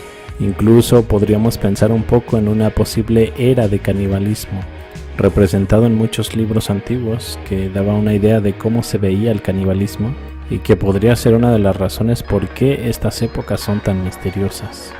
En situaciones difíciles, las personas son obligadas a hacer otras cosas malas, como comerse a otras personas. Tenemos ejemplos como estos incluso en pleno siglo XX, y si hubiese habido un tipo de reinicio global en plena mitad de siglo, las personas se hubiesen visto obligadas a hacerlo en una gran escala. Dicho canibalismo pudo haber sido institucionalizado, dirigido por las élites para poder alimentarse, hasta que la tierra volviera a ser cultivable, hasta que pudiera restablecerse la agricultura nuevamente. Por lo tanto, a mucha gente le fue difícil cambiar su dieta tan fácilmente. Quizás podría ser el motivo por los que existen tantas catacumbas encontradas en muchos lugares del mundo. En dicho evento, las personas buenas hubiesen muerto primero. Los que se negaron a robar, los que dieron comida, los que se negaron a comer cadáveres, los que se negaron a matar al prójimo, los que se resistieron a este canibalismo. Hay veces que pienso que la presión evolutiva favorece más a los psicópatas. Por lo tanto, la gente con moral y principios son quienes se ven obligados a abandonar esta reserva debido a ciertos eventos traumáticos que pueden expulsar a las personas buenas de una sociedad en una sola generación, lo que puede dar una explicación bastante rápido de una sociedad del bien hacia el mal. Todavía sucede hoy en día. Cientos de personas buenas mueren debido a una falta de adaptación a esta sociedad. Claro, hoy en día sucede a un ritmo más lento que cuando hablamos de un tiempo en guerra, pero está sucediendo. Esto cambiaría drásticamente en la manera en que estaría organizada una sociedad. De esta manera realmente no tenemos una idea de cómo se veía nuestro mundo antes de esta era de eventos catastróficos, y la presencia de personas buenas disminuye cada vez. Lo que una vez fue tal vez solo una opinión o división minoritaria hacia la vida, después se convierte en una fuerza dominante. La historia y la memoria de quienes tenían diferentes puntos de vista murieron con ellos. Sabemos que aquellos en el poder siempre reescriben la historia. Ese es un hecho incluso por los mismos historiadores, pero las implicaciones siempre se ignoran. Probablemente las élites sabían muy bien de que vendría dicho reset, incluso de que tengan conocimiento sobre el próximo, Por lo tanto, ellos asegurarían su trabajo esclavo para comenzar la siguiente civilización, después de una destrucción de la antigua. Por lo tanto, es fácil deducir que solo se llevarían a niños a bases subterráneas, esperar un poco, luego salir y repoblar. El término trenes de huérfanos sugiere un proceso que estuvo bien organizado por personas que pudieron gestionar la población en muchos países, incluso en continentes, ya que los niños pueden aprender fácilmente lo que les digas. Creo que las naciones bíblicas eran bastante precisas antes de este reinicio. Después de esta catástrofe, los niños no recordaban su pasado. Hubo nuevos lenguajes, se establecieron nuevas naciones, estados. Pues bien, aquí termino. Espero les haya gustado. Suscríbete, comparte, déjame tu like. Me despido y los veo más adelante con más información. Hasta luego.